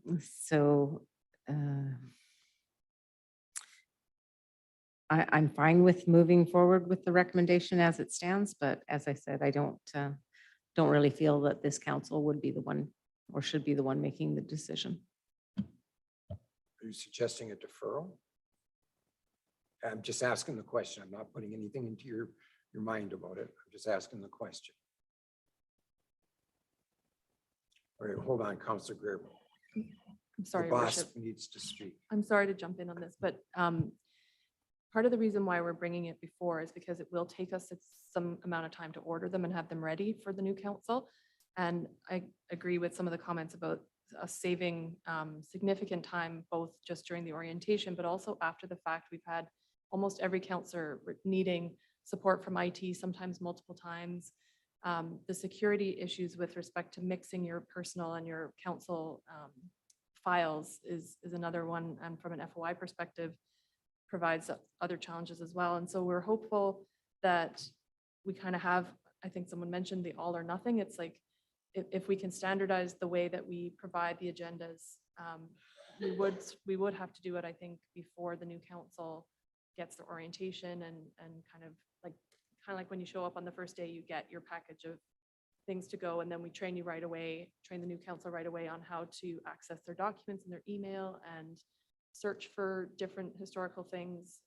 So there probably wouldn't be, I don't think from my perspective or from staff's perspective, the same point, like it almost wouldn't be worth, I don't think, pursuing it. We may as well just leave if the current system works okay for council, we can leave it as is. But I've had almost every single councillor come and express frustration with their emails or accessing documents or not being able to open the massive files that you get sent for ADP or things like that. So that's why we're bringing it forward. We did bring it forward to the previous, I think, for this council's term, and that's where we got the kind of bring your own device thing. But I think if we defer it, we probably wouldn't get a lot of benefit out of it for the next council, given that it takes months and months to get everything these days.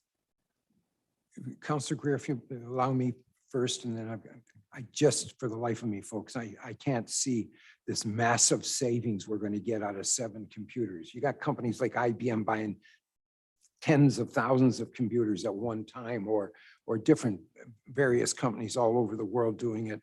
I look at this and I say to myself, wait a minute. Well, first off, I'm with Councillor Patterson. I make all my notes on paper, and yes, I'll even bring my abacus if I have to do the calculations.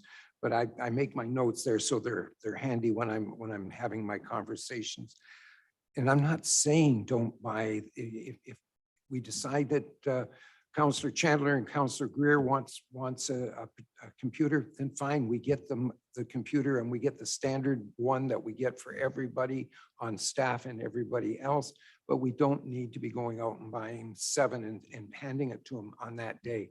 I'm just telling you from my own experience with a free computer from the region, exactly what it involves. And I look at it and I shake my head every time I see it.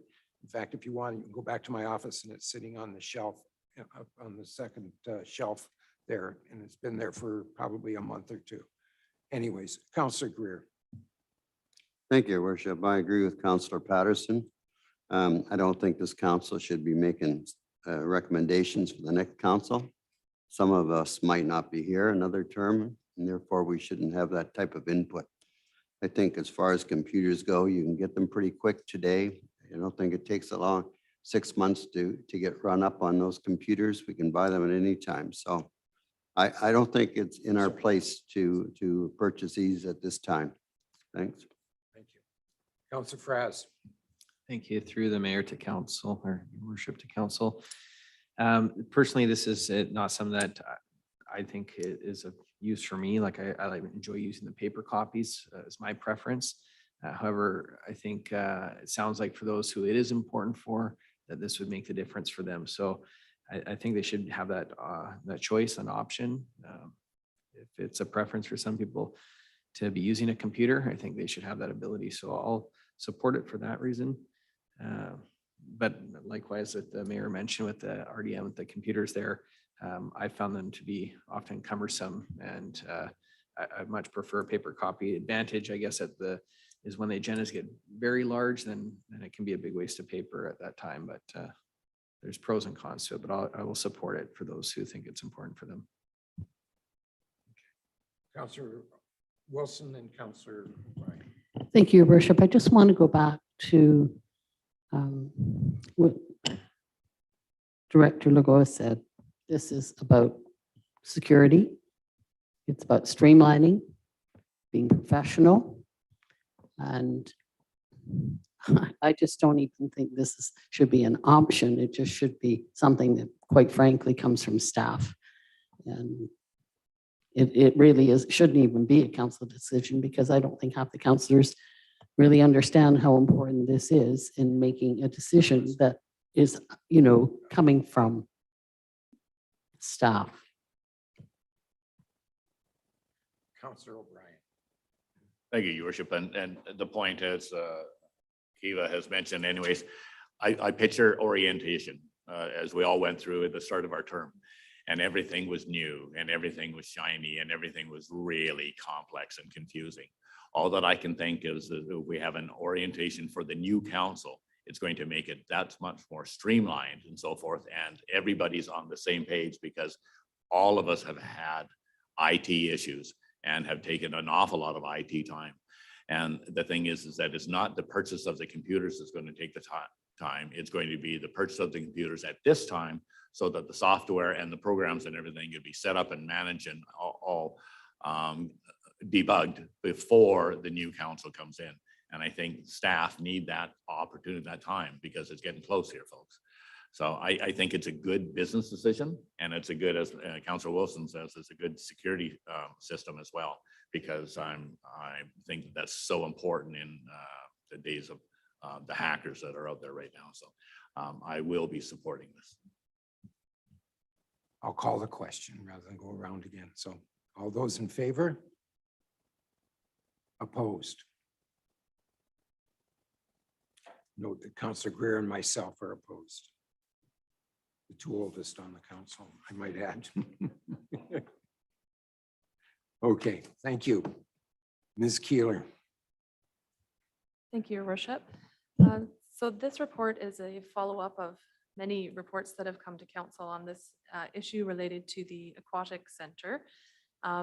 In February, we held a committee of the whole with council, and there were a few sites that were discussed at that time, and council identified 3 priority sites for some preliminary internal, just with staff's kind of overview, an internal review. And so this report provides some of that technical information with a very strong caveat that the sites that have been identified are ranked almost in order, as opposed to how successful they might be as a future development site. For example, the community park, while it kind of ranks relatively high, there are some significant issues that this report doesn't consider with respect to things like archaeological issues or floodplain issues. And so it's noted that the geotechnical, the legal, and other site considerations would have to be investigated further. With the community park, there's also, there would have to be some significant considerations for the existing amenities that are there, as some of them, potentially many of them, might have to be relocated elsewhere, which isn't to say that's not an appropriate thing to do. It's just that does increase cost or provide some other potential pros or cons, depending on what that would look like. We're still trying to confirm the contaminated site issue with the Tuan Road site. We're struggling to get some answers from the province as with respect to the process we would have to go through to remove the covenant that precludes building on the site. We think at this point that that could be a significant challenge, but of course that's yet unknown and would require some further study if this site proves to be one of the sort of #1 sites. And then the third site, unfortunately, we were not able to get any feedback from the current owner. So while it's ranked relatively high, that's a significant barrier that isn't really reflected in the ranking. And so with that caution or caveat, we have provided just more detailed information on several items, including the size of the sites, the ownership, obviously, if we control the land or not, the proximity to our current Parksville residents who would be using the facility, and proximity to services like bus routes or roads, trails, and that kind of thing. The proximities to our utilities, so that would be what we would need to service the site for water, storm, and sewer. and just some high-level discussion about the topography, if there's known challenges or not, and the current land use regulations. And so at this point, staff is just recommending to receive for information, but there is a note that perhaps bringing this to council might prompt some additional conversation in the community. There really hasn't been a lot of feedback received at the staff level. I'm not sure if council are getting feedback on these sites or potentially other sites. And we also have not formally had council engage the regional district board. And so there are a few different things council could consider and direct staff to do in addition to just receiving for information. But at this point, we were just asked to provide this high level additional information on some sites to help council, I think, make a decision if any of these sites are ones that you want to pursue further. And if so, if there's a priority for one or two, or maybe all of them are still in the running. So we're just basically coming back to council with this update and requesting additional information, which could come today or at a later date, depending on the council's issue. Thank you. I need a mover and a seconder to receive. Councillor O'Brien, Councillor Wilson. Discussion. Councillor O'Brien. Thank you, Worship. At this time, I'd just like to receive the report and as provided, and leave it at that with no further instruction to staff to pursue anything further at this point. I believe that lots of information has been received. Lots more information has to be received, type of thing, but I believe it's best left, quite frankly, with the current staff workload that they have going on. It'd be left for a decision for the next council after the October election to take it to the next steps. Thank you. Any other comments? All right, going to take a vote on the receiving. All those in favor? It's carried to receive. Ms. Woods.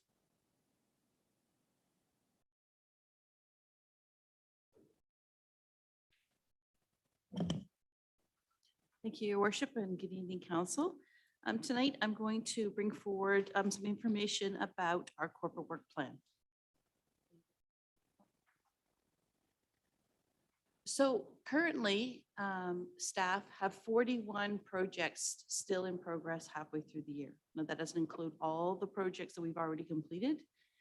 And in previous conversations, we believe that staff could probably do about 40 projects, depending on the size of them, in a year. So we still have 41 left.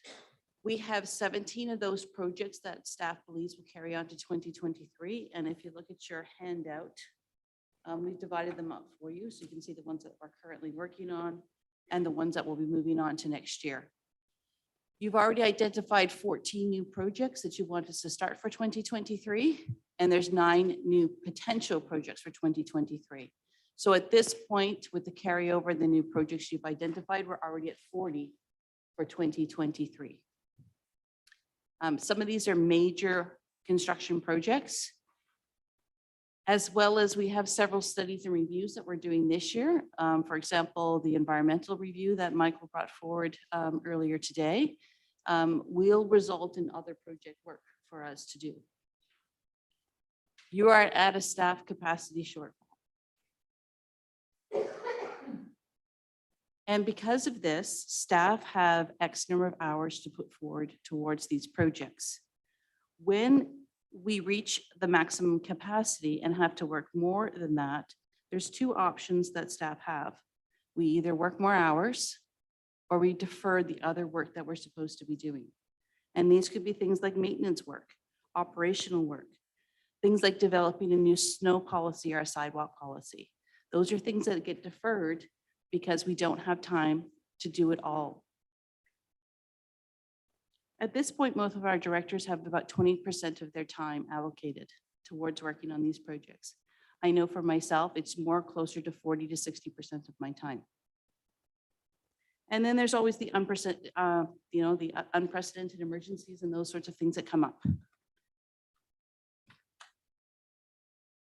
So if we're looking at our 2022 work plan, there is 0 capacity for new projects. Staff need time to complete the current projects that we have.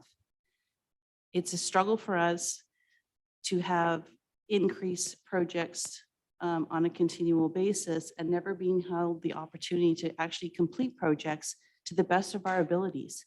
And we have an amazing staff with amazing abilities. But when you're crushed for time, you do things quicker than what you would do if you were given that opportunity. Also, we have an election coming this year that will increase demands on staff for information. It changes our redeployment of staff, and also it changes our commitments. So I wanted to highlight a couple of the projects that we have.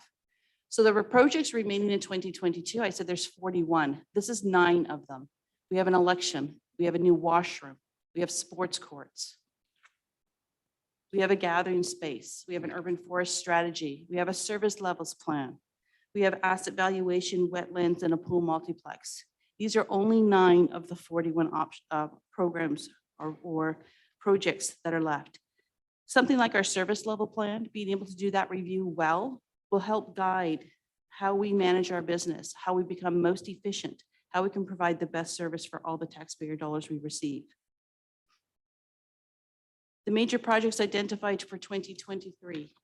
I told you there's 40 of them. Here's just 9. CP stormwater plan, our community park circulation plan and capital plans. We also have our Rath River Trail connection, Parksville Lions housing, and our fire department strategic plan. We have a transportation master plan coming up. We have the official community plan review and a DCC and capital plan review. This is 9 only of 40 projects that's already on the books for 2023.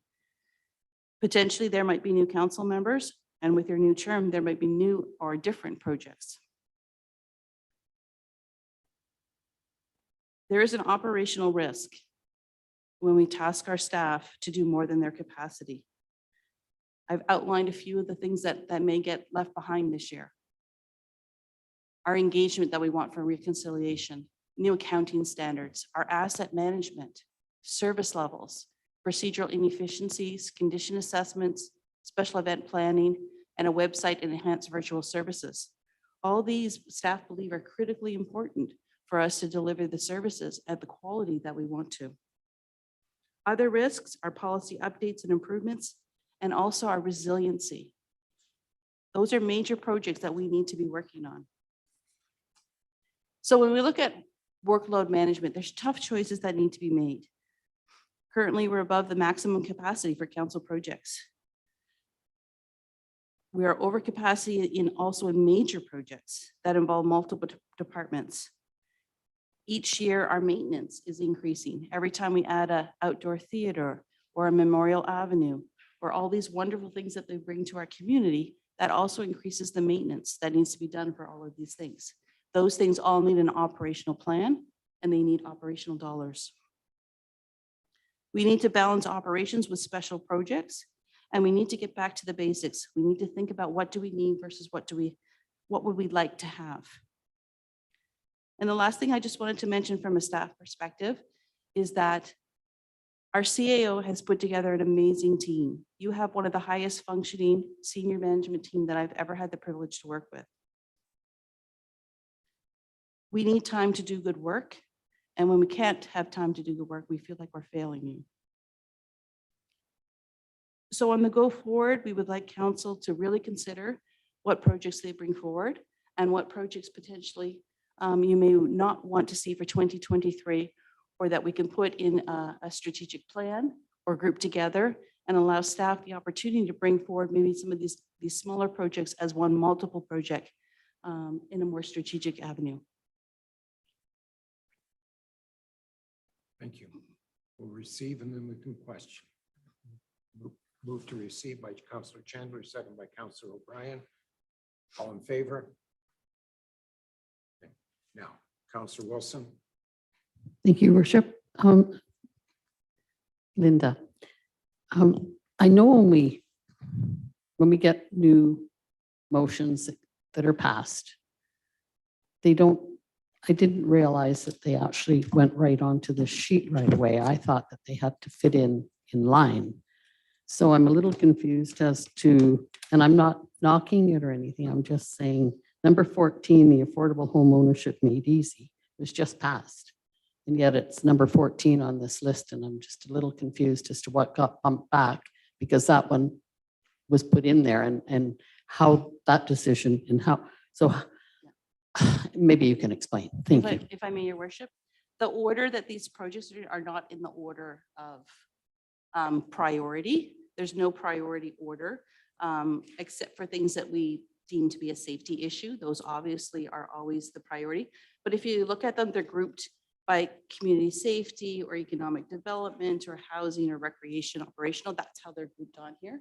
It's a little bit easier for example, when I'm looking for my projects that are mine, they're sort of grouped together in a way that it's easiest for us to read them, but it's in no priority order. And yes, when you make a motion for staff to act upon something, it gets added to the list of things for us to act upon.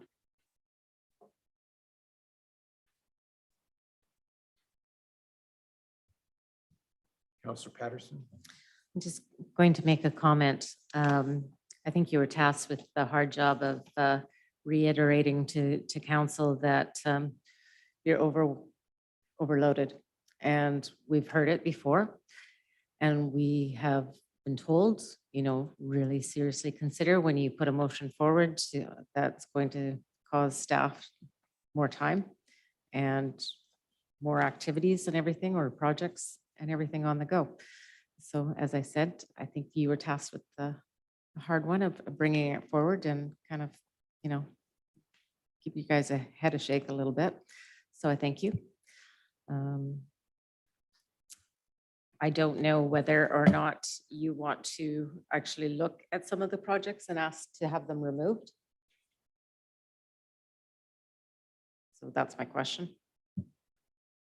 If I may, your worship, You may. staff's not asking for that at this moment in time. What we're asking for is nothing new. Give us a break to catch our breath and try and catch up. Like I said, you have an extremely high functioning team who wants to do good work, and we will do good work. And we've outlined in this handout the things that we believe we can complete this year, when they can be completed, and when they would have to be deferred to next year. So we've kind of given that outline already to you. If there's some direction that you like or dislike on that, then we would be receptive to receiving that. Councillor O'Brien. I saw Kiva had her hand up, so. Did she? Sorry, if I may, your worship. Thank you, Councillor Bryan, for letting me jump in. I was just going to suggest that if council wants to digest the information on here, given, you know, we don't have a lot of meetings left, but we've outlined the percentages that we have complete and where we're basically hoping to achieve completion by the end of the year. What we did with this council, when the new council was sworn in, was I think we did it through a committee, the whole process, where we did spend a significant amount of time refining what the priorities were for everybody. So that's probably a better option at this point. But we did make the commitment that we would come back to council every 6 months or so with this list, just so that you can see where things are. And I think just given the timing of where we're at right now, that might be a better way to, you know, take some time to digest this. You can ask staff questions if you want more information. And then in the fall, a little bit later, we can do that committee of the whole format again, where we kind of go through line by line and pick what needs to stay on and what needs to get moved around. And we can then get more input from council on priorities as well, because even though we ask for that, we often just get, well, it's a medium priority, just put it on the list. But we probably would do better, I think, with a more definitive ordering, as what Councillor Wilson was kind of referring to. We just group them now by your priorities and your goals, and then we work on ones that we can. So like a 10%, that was because we were able to get information from for the one that Councillor Wilson mentioned. We had a meeting, myself and Jetta, with somebody from the town of Langford or somewhere, I think, that was doing a similar program. We've done nothing else on it because we just don't have time. So if council were to say that item, for example, was the #1 priority, we would stop work on other ones and make that one the #1 priority. So I think at a little bit later date, later this year, that would be a very helpful conversation for our 2023 work plan. And we would then be able to say what's getting carried over with council's approval or what's coming off. So that would be my suggestion. Councillor O'Brien. Thank you, Your Worship, and thanks for that, Kiva. As a starting point, would it not just make sense whether we go down to 2023? This is like all the other ones, 1 through items 41 are currently like action being taken right now. But for 2023 in progress projects to carry over from 2022, would it not just make sense as a starting point to say, leave that direction to the new council after the election? You know, like you're not going to get to it. There's no way you can get to that anyways. So just take that right off. And then if the council can, like on our own time now, look at items 1 through 41. And many things are like, we can't alter anyways, general election, you know, we can't change that and things like that. So out of 41 items, but Belinda mentioned anyways that she's already well underway. We see you talked about the washrooms and stuff like that. And just all that I can say is that carry on type of thing. Don't expect that we're any expectation that you're going to jump into the 2023 projects, and just do the very best you can with what you've already started. You've already got some commitment in there type of thing. And those ones that have it, maybe those items that don't have a commitment of any time or anything, maybe those would be put on the end of the priorities. So allowing you to get through the projects that you've already spent a lot of bit of time with. I think you're doing an incredible job, way more than what was ever expected, especially in very trying times. So but that's another story. I think you already know that. But yeah, that would just be a suggestion for me. Councillor Chandler. Thank you, through your worship. Just a couple of comments. Thank you first, Belinda, for getting all this report together. This is really great info to look at. We'll definitely be able to ponder through this and see what's going on. Secondly, I think that, you know, some of the things that happen to us a lot of times is these are all, you know, community needs or needs-driven projects that we see come in front of us, either from people in town as the local residents, or, you know, trends in the community like affordable housing issues and things of that nature. So I know that some of it is maybe a higher priority in some respects. We certainly don't want to, you know, steamroll over a whole lot of things, but if there's some things that have been sitting for a long time, you know, I think many of us feel that it's important to try to keep those things move forward. So I think, again, you bringing this forward really allows us to zero in on those very important pieces. So I thank you for that. And we'll definitely take this and find this to be good info. Thank you. My suggestion would be here is that we put this back on to the Excel spreadsheet, have it sorted by completion date, and put all of 2022 completion indicators is the first batch, and then just drop the rest to the bottom and see what we get. At least we know that that's the number and a number that we can work on. And I'm looking at it, and there's a fair number between now and the end of 2022. But I think having it all mixed up and gobbledygooked in with 2023 projects and 2024 projects, of what the expectation of completion is, makes it look ominous. Whereas if we just had 2022 between now and then sometime in the fall, as a number of people have said, then we can go back in and start cherry picking the rest of the rest of them for the following year. At least it'll get you some guidance as to what the projects should be for 2022. I don't think any of us would disagree that if it's on here for 2022, that's where it should stay. And we'll do our best. You will do your best to get that done.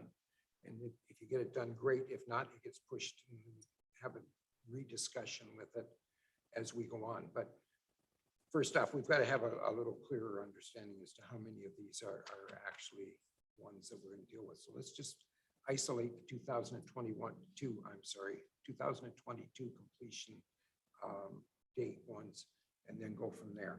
Because, you know, there's a fair number, but there's also a fair number that's had a lot of work done on them already. So it just makes life a little bit simpler if we see the numbers to work with. Councillor Wilson. Thank you, Your Worship. So how much time will that take for you to? Will this add another project to the list? just to About put the, 12 seconds on if you use Excel and sort it that way. well, that might be for you, but I was asking Belinda, please. Thank you. Well, you weren't asking through the mayor to begin with, so we'll said- go from there.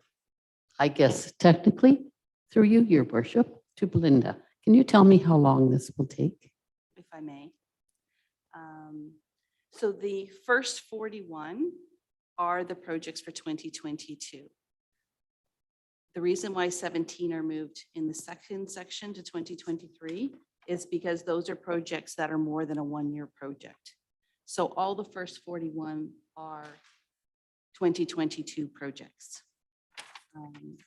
And I mean, we could put them on separate pieces of paper. When you look at the first 2 pages to the 3rd page, where it's the first 41, those are all the ones that are in progress, either from a previous year or stuff we've already started. There may be things that are tied to grant funding. They may be tied to, we've already awarded an RFP, so we're working through that. And then about halfway through the 3rd page is the 2023 in progress. Those are the carryovers. So that 17 is part of the first 41. So not new projects, just the carryover. And then on the 4th page, halfway through, those are the new projects. And some of them are critically important projects, like our transportation master plan for one. Council orientation is another one. So I guess what I'm saying is it wouldn't take me that much time to put this in any order that you want it to be seen in. If you want staff to say, these are what we believe are the top priorities, and these are the ones that we would like, that we feel that need to be moved forward. These are our recommendations of thoughts. We could do something like that. But this is just a fact of what we've got on the books right now. I don't know if that answered your question. I'm sorry. Let's go back to the discussion and under completion column, it says 2022, 2023, 2023, 24. All of those dates are in here. What I'm suggesting to you is that we take all the ones that say completion 2022 and put those at the top of the list, and then move everything else down below that. And we can go from there. That's the starting point for this. That just, to me, seems like it makes a lot of sense. No sense talking about something that 2023, 2024 completion if we've still got a bunch of 2022 completions that haven't been worked on. And so that's the part that I'm speaking to, is let's split this up into what are we going to do between now and the end of the year? And that to me would be where you've got completion 2022. After that, we can argue and discuss. I think it's got to come from council as much as anybody as to where our priorities lie from there forward. So that's what I'm speaking to. Yeah, certainly I can do that. Just makes life easier. All right. Did we have to vote on this for receiving?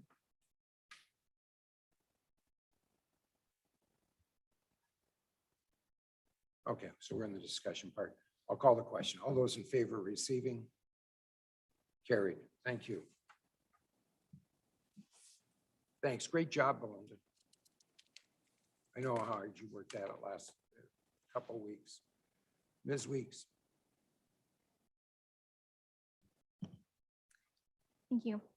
So this report seeks council endorsement to the appointment of Patrick Zomber as a bylaw officer in accordance with the bylaw enforcement officer bylaw, the Police Act, the Community Charter, and the recommendations for the council agenda.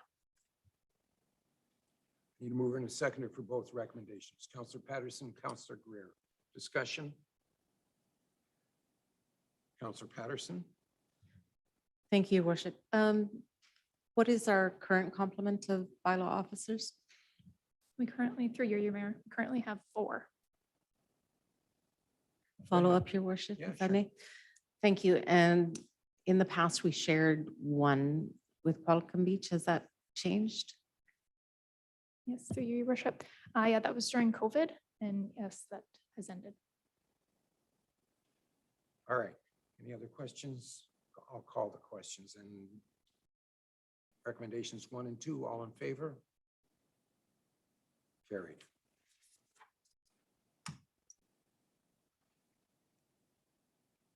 First reading, zoning and development amendment bylaw 2022, number 2000.139, map amendment to small lot residential SLR ones at 625 and 633 Pioneer Crest. And I need a mover and a seconder to be read the first time. Councillor O'Brien, Councillor Greer, discussion. All those in favor? Carried. Zoning and Development Amendment Bylaw 2022, number 2000.140, map amendment to small lot residential SLR1 at 211 Martindale Road. I need a mover and a seconder. Moved by Councillor Chandler, seconded by Councillor O'Brien. All those in favor? Carried. Thanks. Second readings, Plan Parksville Amendment Bylaw 2022, number 1492.6. And I guess we can do them both at the same time, can we? Yeah, and we'll do 1 and 2 together. So I need a mover and a seconder for moved by Councillor Greer, second by Councillor Chandler. Discussion. Councillor Wilson. Thank you, Your Worship. I just wanted to say that I do have misgivings about this project right now at this time, but I also think it's important that we're going to hear from the public. So on that basis, I would agree to the second reading just to have this public hearing and input. Thank you. Thank you. I'm in total agreement with that statement, by the way. Councillor Patterson. Thank you, Your Worship. And I just wanted to echo Councillor Wilson's statement. The public needs to be heard and have comments and be able to, for us even to be able to see more at this particular property. Thank you. Thank you. All right, I'll call the question. All those in favor? Carried. Thank you. 3 readings, road closure bylaw 2022, number 1580, a bylaw to close part of a highway, remove the dedication of part of a highway, and dispose and convey the land or land abutting the northern boundary of 703 Turner Road. I need a mover and a seconder for the recommendation. Councillor Chandler, seconded by Councillor Wilson. All those in favor? Carried. Thank you. Zoning and Development Amendment Bylaw 2022, number 2000.133, a bylaw to facilitate residential use on a portion of the first story of the building at 164 Alberni Highway. I need a mover and a seconder. Moved by Councillor Greer, seconded by Councillor Wilson. Discussion. All those in favor? Carried. Thank you. Motions from previous meeting. Councillor Chandler, please speak to your motion. Thank you, Worship. After our previous conversations, not the most appropriate timing to bring up something that we have in the works, but what I'd like to say is that a good percentage of this work had been done in the past. A lot of the drawings and a lot of the information had been put together on this. Quite a bit of work had been done. So what I'd like to say is, just to give a bit of background first, if I may. So basically, you know, my concern surrounds the issues of the Jensen property being sold and having issues with parking now. We seem to be having issues with parking around town. We've certainly got a meeting coming up with the PDABA tomorrow, which will be talking about additional parking as well. You know, we've done a walk around and we've talked about those things. One of the things that I think is super important here is to realize that this land behind City Hall is a very great choice for parking our staff there, and therefore not having the staff of our building and people in this area having to move down into other concentrated areas where other people are parking. We're finding that we're getting a lot of people contacting. In fact, I've had several contacts from businesses where they're parking where they don't normally park because everybody's sort of shifting. So anyway, so in that regard, I just want to pass in a little bit of background to it. And the motion itself is, I brought through as a notice of motion prior. This motion is be that staff be directed to commence the process to convert a portion of the land behind the Parksville Civic and Technology Center adjacent to Stanford Place into formal public parking, considering that the appropriate means to relocate, replace memorial plaques and trees that may be affected, and preparing the appropriate design, approval, and budget process to facilitate this project for 2022. Obviously, it can't be something that's going to fit into 2022 based on our previous conversations, but that would be putting it out onto the project list. It could be moved at any given time. So I would say that's the motion I'm putting forward without an amendment. There we go. Going to give you a chance before I call for a seconder. Would you like to amend it to say 2023? Well, that might be appropriate. Sure. You can do that. Yeah. It's your motion until Well, the second. I think I'd like to leave it as 2022 just now, and we can make that decision. You know, obviously, there's a lot of projects in the hopper, but we'll see where it sits, and I guess what we talk about being the urgency of things like this, or medium urgencies, that kind of thing. So I'll just leave it the way it is right now. Okay, I just wanted to give you the chance while it was there. You bet. All right, so we've got that. I need a seconder. Councillor Greer, discussion. Councillor Wilson and Councillor O'Brien. Thank you, Your Councillor Worship, and through you. I just want to say to Councillor Chandler, drawings were done. However, much has changed, and those drawings would not be applicable. We now have a childcare center out the back. That's just one of the many things I have written down here. So the parking right away becomes very controversial, whether you're, from a safety aspect. I think you're premature on this. We have a workshop with the PDBA tomorrow, and that workshop is meant to open up discussion so that we can find other ways. Some of the notes I have here, I actually have from 2020. So there isn't much difference really. We talked about there are other ways that perhaps many communities are making do with pilot projects. For instance, they make one-way streets, they make angled parking, they get out and they just do temporary lines. We could take 19A and we could give it a road diet. We could have an awful lot of parking, much more parking than we would get from ripping up that grass in the back. We could have pay parking. There are so many different options that I'm sure we're going to talk about tomorrow. We have a transportation plan that's coming up in 2023. So it seems to be a little premature, as I said before. There are other things that we might consider, such as leasing vacant lots. I could go on and on. I'm sure Councillor O'Brien and a few others might have some other ideas about it.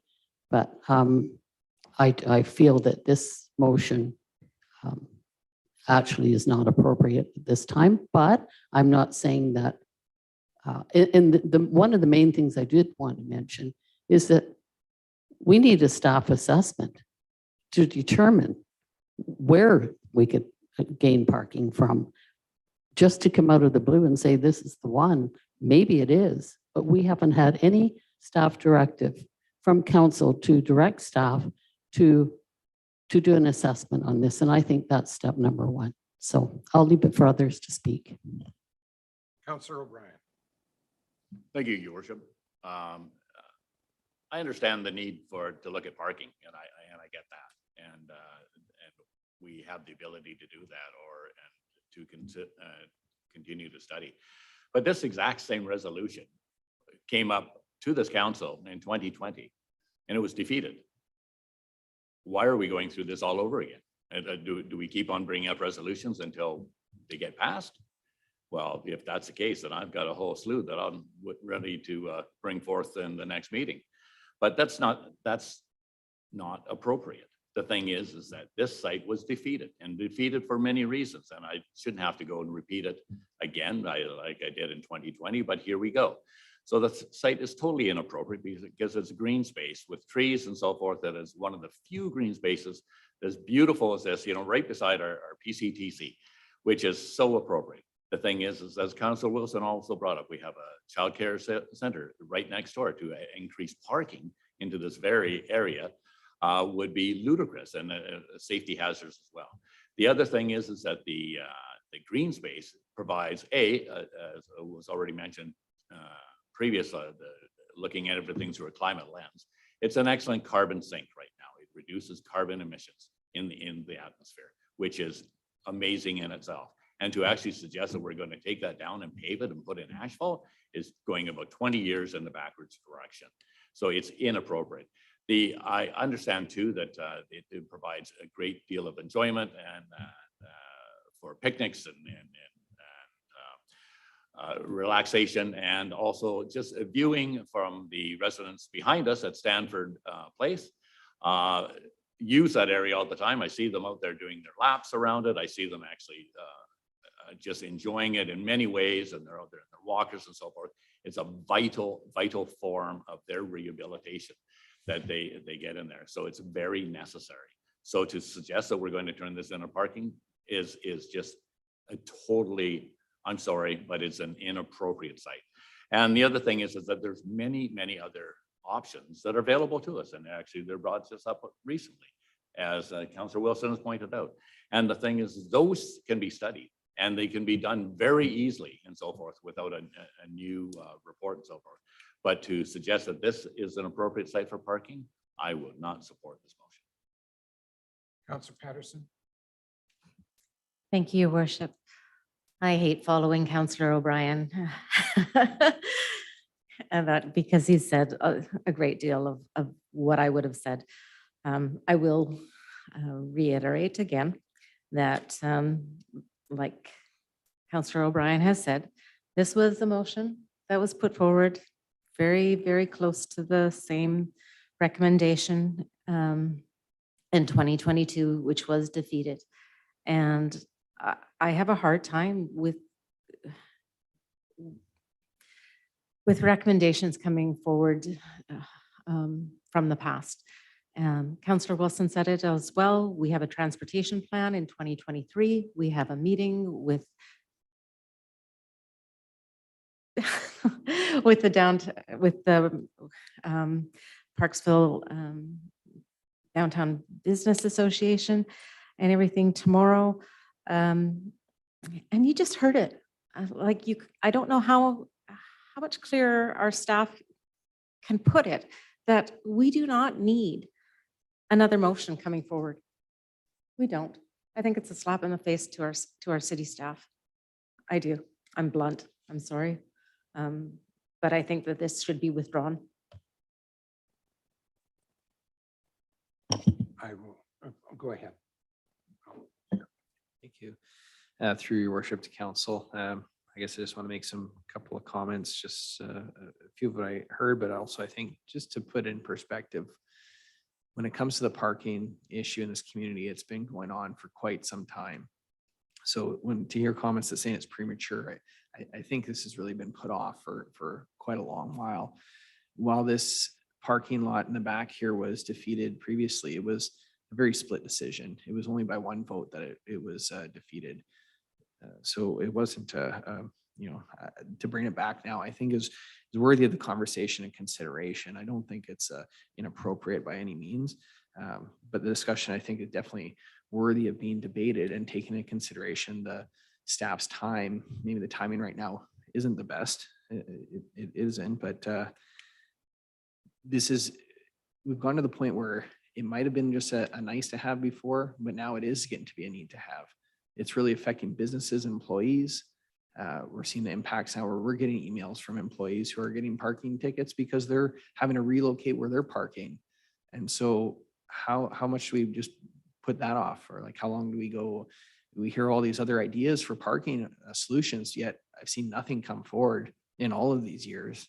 the discussion's been completely brought to the side. Now to suggest that tomorrow the solution is going to be brought forward, and if we just wait a little bit longer, this has been going on for over a decade now. So this motion, I just wanted to mention this because I do appreciate that Councillor Chandler brings us forward. He's the only one that's been willing to tackle this problem. And I don't expect it to always be solved in a one-shot motion. It probably does deserve a little bit more look at maybe a few different options, the same way we're looking at the pool. We bring forward 3 options and saying which location is best. And maybe that's the kind of way that we should address this. Maybe it would be best to be deferred till our next meeting or maybe we can have a committee of the whole in the meantime to hash out some of those things. But I don't think we should just throw it to the wayside, say terrible idea, this is an insult, inappropriate, all this type of thing.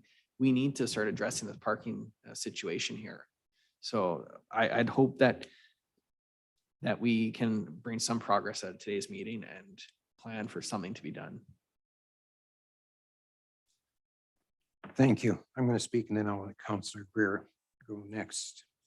The idea about it being a safety issue for the child care center, that's a red herring if I ever heard one.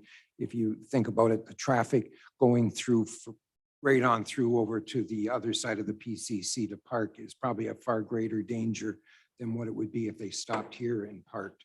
So that's first. Stanford Place where the people sit and look out over top of it and enjoy that and walk laps. They don't walk laps around the perimeter. It's too much. The hills are too high for that part of it. And secondly, and more importantly, Stanford Place has a piece of property that's the ugliest piece of property in the neighborhood that hasn't been developed for 10 or 12 years that they could probably fix up and use if they wanted a place for their staff to be sitting, not on the property. And as far, I've lived here now for what, 14 months. And I got to tell you that I walk by here on a fairly regular basis and I've never seen anybody sitting out there having a picnic in this area. I've never seen more than 1 or 2 people a month using that piece of property. Yet it costs us somewhere around $17,000 to keep the grass cut and so on in that area. I'm sorry, I can't buy that. And as far as the slap in the face and staff, no, our job is to continue to put improvements through. We will work out how they will be done. That is the project that is up to council to do. We may have to decide to move something around. We may decide not to. That's our prerogative when the time comes up. This isn't going to happen within an hour and a half of us passing the vote. It is just the process started and it is being evaluated. It says right in the motion that the appropriate design, approval, and budget process to facilitate it. So, I mean, you know, we're going to be looking at all of that at some point in time. I think that we need to move forward on this. I agree with Councillor Fraz. This has been sitting around. We keep kicking this can further and further down the street. You know, we're holding off the parking problem by using the parking lot at the end for PCC. But that's only going as a short-term fix. This will add another 50 parking spots. I think I can't remember exactly how many, but it's going to be a significant number to there. I'm going to tell you, I don't think that's going to be enough. We're going to have to look at other alternatives as well around town. You know, and maybe what we need to be doing is looking at the idea of eliminating this buying of parking spaces for developments that are going on in the downtown core, because people say, okay, I'll give you the $8,000 or $9,000 and I'll eliminate my parking spot, and then come back later on and say, oh, I need a parking spot. I mean, that doesn't work that way. So maybe we need to look at that part of the process and eliminate it. There's umpteen reasons.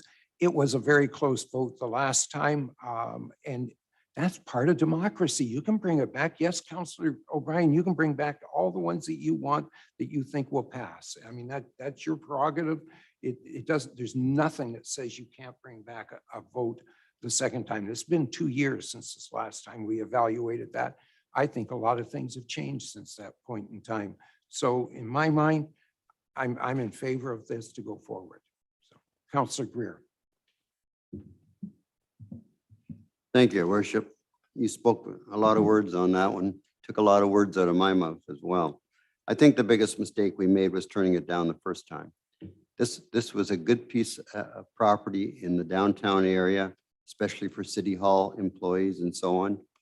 And I think we made a major mistake by turning it down. Doing it again, and I support this motion, it doesn't take up that much property over there. The property is not being used.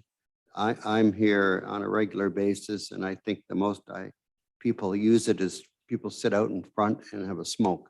And that's all it's being used for.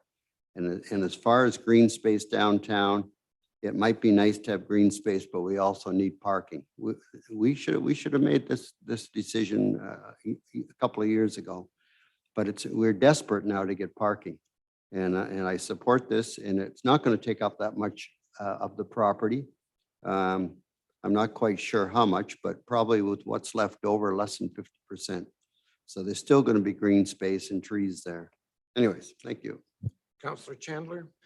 Thank you, through your worship. And just to go back to a couple of the questions. I won't direct it at specific councillors, but basically, I don't feel like I need to apologize for bringing this forward. I think that it's a motion that needs to be brought forward again, because we're dealing with something that very few cities deal with, and that is that city staff in most cities have parking right in their facilities, and we don't. We've used that, luckily we've had that property for the last 10 years beside us. That's where people have been parking, and it hasn't really caused any grief. The problem is now is we need to fill in that parking somewhere. We've got a space that can be utilized. Very truthfully, I've driven by there many times. I had one time where I saw some kids rolling down the hill. I certainly haven't seen any seniors walking there with walkers, because they would unfortunately be hurting themselves. But I took a good walk through there today, earlier this morning, and I had conversation earlier. There was a gentleman that asked about what area was going to be assumed by the park aid. And I'm not going to put this in Exhibit A or anything like that, but I've drawn it out. And basically, I just want to point out a couple of things. There's picnic tables on the far left side to the left of the new playground area. There's green space all up in that section. There's picnic tables where the Stanford folks sit. There's trees, a tree line there that essentially shouldn't really be encumbered from the basic plans. And so there's lots of trees there. There's lots of picnic tables. There's benches on the roadway. At the end of the day, we need to make sure that our staff is being able to park near where they work. I think that's part and parcel of it. That's some of it. It's also public parking for people that need parking there. During things like the memorial services for Remembrance Day, we just close that parking lot and make sure that's where people can stand and put some chairs and view. So I've heard those kind of things come up before about that space.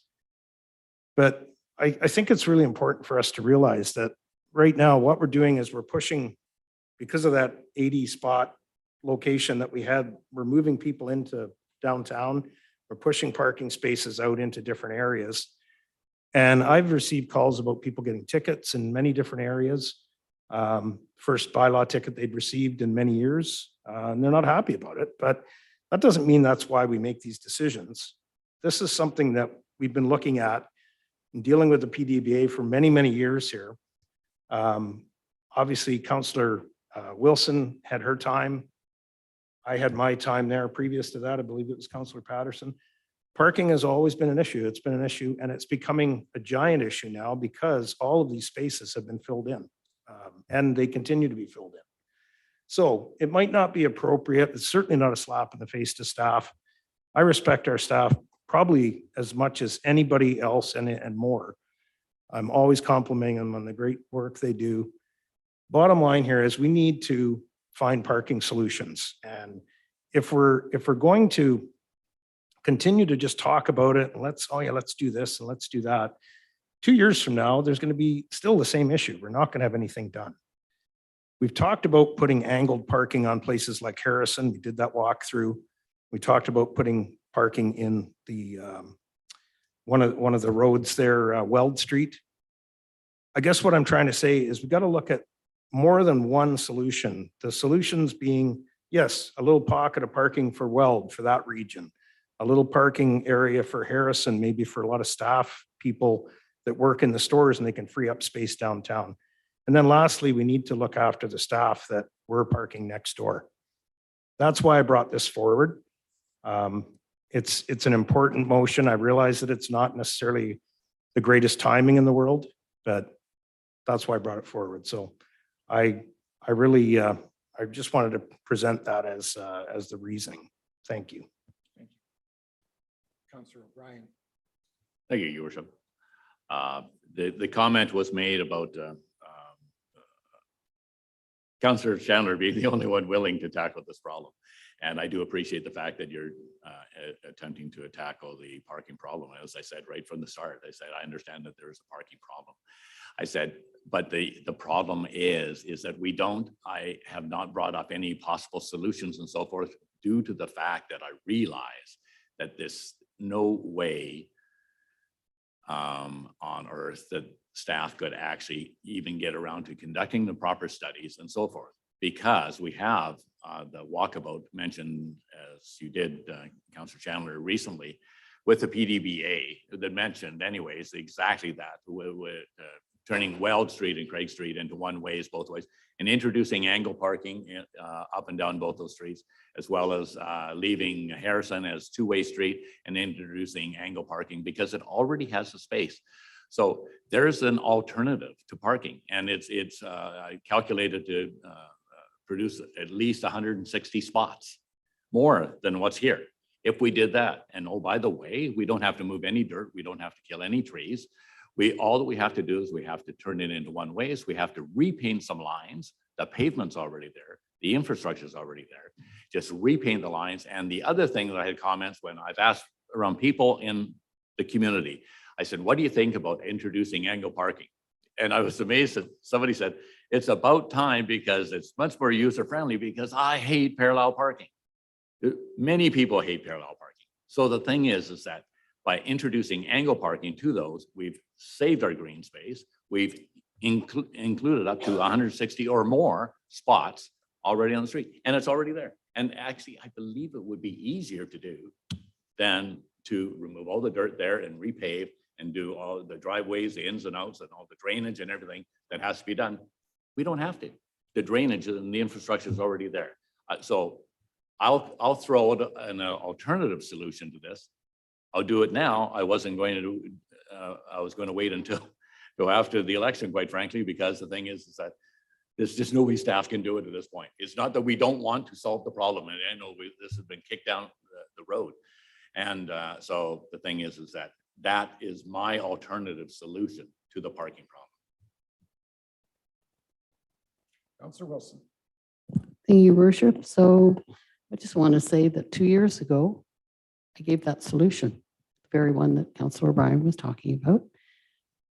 And the suggestion that we have staff do an assessment, because I don't know why only one suggestion has come forward. And the suggestion I had 2 years ago about making the roads one way, doing angle parking, these are things that urban planners do all the time in many, many cities, and they capture a lot of parking, but that option was not considered. So I'm sorry, I have to go back to, we do need to have staff determine how we can get the most parking spaces, not just decide that we're going to rip up that grassy area and capture perhaps 70 spots, which will be eaten up in no time anyway. The other advantage to having parking throughout the downtown, and we don't know how many spots we can get unless staff does an assessment. I would think it's be far greater number than what we could get out the back. But if people are able to park in front of their businesses, I would think the PDPA would love that because they're going to have their customers parked right out in front. And as I said, there are other options. There's pay parking. Many cities do it. And that's for the very reason that you are going to get the turnover. So as far as staff, there might be other ways for staff as well. Maybe we have a shuttle. I don't know. But there are other alternatives, and I think we need to give staff that opportunity before we make a motion on only one option. We have a parking study that was done 12 years ago, if I'm not mistaken. Not a darn thing has changed on that study since the day it was written. So we do have a study that was completed. You know, there's been some really good suggestions about angled parking, and that one of my favorite solutions to the problem. But that is only going to fix a couple of it. And yeah, it's going to take as much staff time to do angled parking and do all the calculations and realign the roads and the paving, and that is not quite as simple as it may seem. I think what we need to do is put that on after this one here. We know what's involved with it. We know what it'll take, and let's just get on with that one and put the 50 some odd. Temporary solution works for now, and then we can look at the other alternatives around. You can't have too many parking spots, but we certainly can have too few, and that's where we're at right now, is too few. So let's get this one done and then move over to Weld. I think that's a great idea. I think Harrison's a great idea. I think all of those are something that we can look at and do, but as it stands right now, we know we can do this. It's not going to have a major effect on anything. It's a grassed area that hardly anybody uses. And you know, it's just sitting there that can be done. We have the funds for it in our parking reserve. So we can move on this one. Well, I don't say in 2022, because that would be hopeful more than anything. But into early 2023, we can certainly move forward on it. I just think that this is the first step in the right answer, not the last step. So having said that, seeing no further hands, I'm going to call the question. All those in favor of the recommendation as it stands? Opposed? It's carried. Thank you.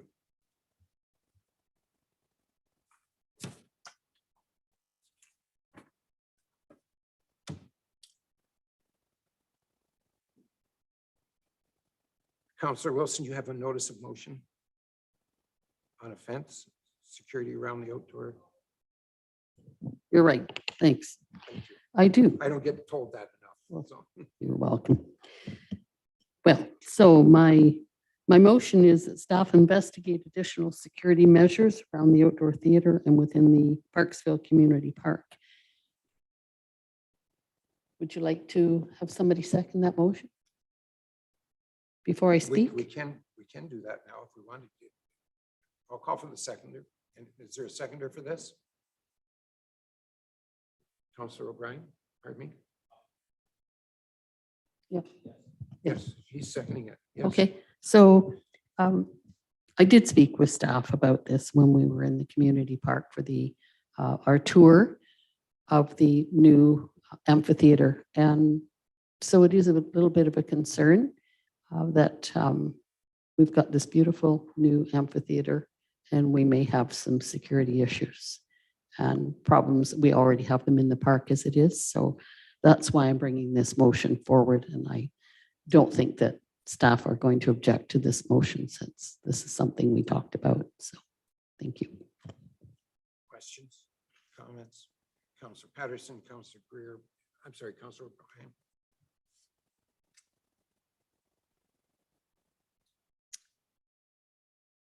Councillor Patterson, you're up. Thank you, Your Worship. Since Councillor O'Brien seconded, if he wants first go. Nope. Okay, so thank you, Your Worship, through to Councillor Wilson. My question, and that is, could this be put forward as a discussion at budget instead of having the investigating additional security measures, of perhaps putting it as a budget item for security and having it as a discussion at that point? Perhaps I could refer to Belinda for an answer is because we were talking about this and I think she would better explain this. If I may, Your Worship. I'll assume that was through the mayor. So if we wait till budget times, even in the amended budget, we have quite a significant gap over probably our most used season. And this is a very low ask for staff time, which actually will save staff time. We recently had a fire in the park. We've had multiple safety issues involving our staff in the park. We also have vandalism has gone through the roof. We've had folks drive through fencing. We've received $9,000 of damage of that. The washrooms, just to repair them, was $1,500. So our staff had to do all those sorts of things. So for us to bring forward we already kind of have some thoughts in mind of what we would like. It would be more of staff bringing forward a spending package request. That would be separate from the budget cycle because we would prefer to have it done sooner than later. Follow up. Thank you, Your Worship. As a follow-up, I know from past experience with like security cameras and such that there's, I can't remember where it was, but there was also a webcam with a heron's or eagle nest and everything in one community, and got to watch, hatchlings and such. But I know from a business point of view and everything too, that security cameras tend to get vandalized just as much, or ripped down or stolen or whatever. So it's going to be, I look forward to some of the ideas brought forward then. Thank you. Councillor Greer. Thank you, Your Worship. I was just wondering what type of security that Councillor Wilson was talking about. There's very little security that you could protect that building down there unless you had a 15-foot steel fence all around it. And I don't think that's going to happen. And no matter what you put in there, there's going to be vandalism. And I don't know what ideas you had, but I'd like to hear them. Through Your Worship, I think Belinda can answer that, which is why I put the motion forward, because it is staff who are going to come up with the appropriate security items. If I may. Please. So a couple of pieces of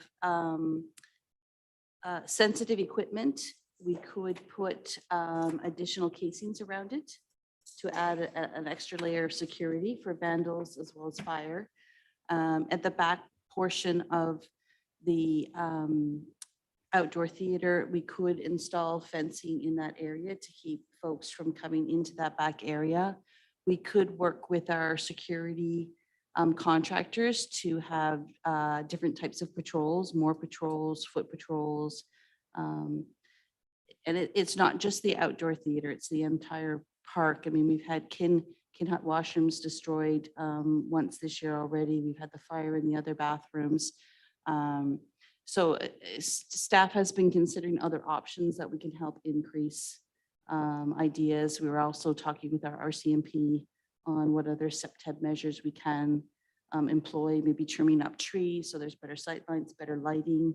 There's quite a few different options that we would like to bring forth with a budget attached to it for consideration. Follow up. Thank you.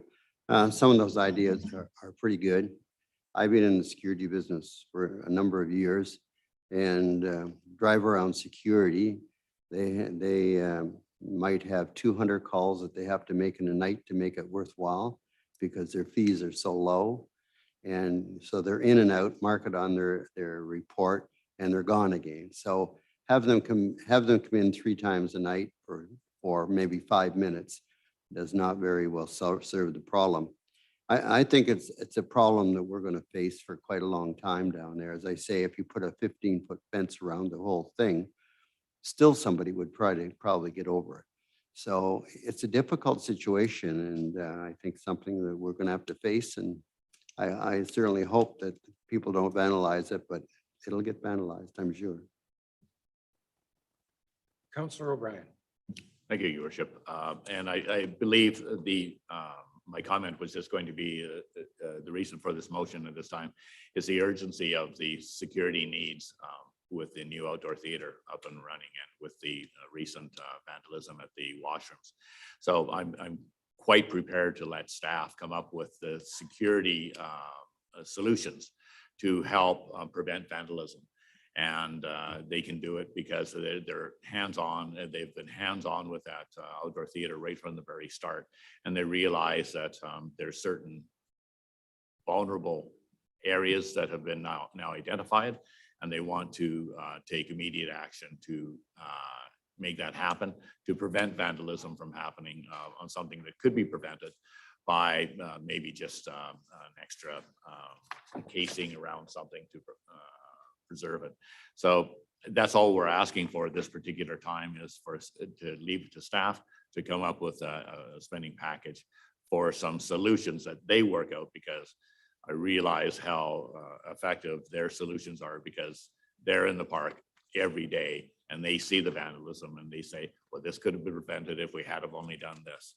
They're the ones that have the hands-on experience. So I'm very prepared to let staff come up with those solutions. Sorry, I was just looking at seeing what we could move aside off the staff list, and it's a huge task. I really like the idea of listening to what staff would say for the security measures. I would also like to see it run for a little bit of time to see what kind of problems we have before we start jumping to conclusions. I happen to agree with Councillor Greer. I think that it's very, and to the director, it's very susceptible for damage, but maybe what we should do is run for the rest of the summer and at least see what it is we're discussing before we go, and then let the Beach Fest Society come to us and tell us what they think that they need, since they're the ones that are operating it and managing it. Let's hear from them as well. I don't know the answer to this question. It's one that I brought up when we first started having this conversation. The security is going to be a real big issue. And, and vandalism will be an issue on this one. Unfortunately, it's just the nature of the beast. And drive-bys, I don't think that's going to help, because they've got it down to an art. We have drive-bys around town all the time, and we still have vandalism going on. So I'm looking at this and going, part of me is saying, let's go with the additional, let's at least let staff investigate it. But then I look at this and I say, where are we going to do? What is it that we can move aside to do that that's already on the list? And, then I say, well, we haven't heard from the operators of this, what they think they need. I think there's a lot.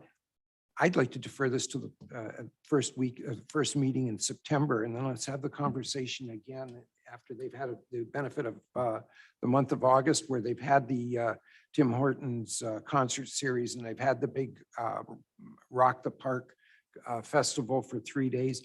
Those should give us a real good indicator as to what we're up against come early next year. But just my thought. Anyways, I would make the motion to defer until the first meeting in September. That would be mine. But if there's somebody that wants to second that, Councillor Greer, discussion on the deferral? No discussion? You're saying no discussion. Never remember which one you discuss and you don't. All right. All those in favor of deferring till the first meeting in September? Opposed? Okay, it's defeated. Then I'll call back the original recommendation. All those in favor of the original recommendation? I'll vote for it too. And opposed? Note that Councillor Chandler is opposing, and it's carried. Thank you. Well, I don't have any more on my list here, so bear with me until I go back to.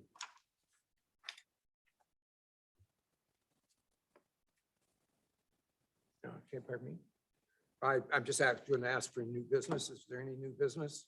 Councillor Patterson, you can always count on Councillor Patterson to have new business. Well, it's been a really exciting past week.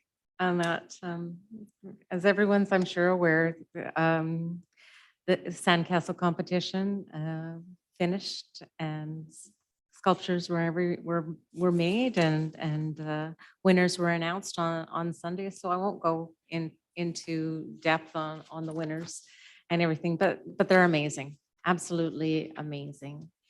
And I don't remember, I was trying to find it, the amount of visitors through the gates and everything, and I think it was already over like 1,100 and that. So we have so many amazing volunteers, and I got to chat with some of the gate ambassadors and the pride that they have in our community and being able to visit and support Beach Fest and everything as well, and being down in the community park is just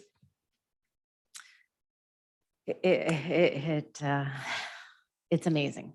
I'll just put it at that. So I just wanted to put a huge thank you and everything to Beach Fest and to our volunteers and our city staff and everything again for all the assistance that they do. And so if anyone hasn't been there, which I'm up for another 3 weeks, so I urge you to attend. Thank you. Councillor O'Brien. Thank you, Your Worship. On a similar vein, I just wanted to say regarding the Memorial Plaza and the outdoor stage projects. At this time, I just got to give recognition to the huge staff effort to start, design, and complete to an excellent result on time and within budget. I've received so many fabulous comments about the plaza and about the outdoor theater. The community is overwhelmed with excitement on what's done, and they're blown away. But people I've never met before have come up and said, the Memorial Plaza is amazing. They absolutely love it. And they're excited about it. And they say, Parksville's turned the corner. They're absolutely over the top.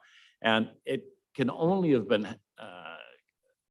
enabled to happen like this with our staff. Our staff have been amazing. We have lots of new staff, and they have just gone over and above. It's phenomenal with their ideas, and they're during very trying times to get contractors and with the pandemic and with crappy weather and everything else, and they came through. So recognize the huge effort made by our staff. It's phenomenal. They've done a great project, and so much of their heart was put into all of those projects, and it shows. And so just a big thank you to our staff and to our CAO for hiring very proficient people, because they have certainly performed well. So thank you to the City of Parksville staff.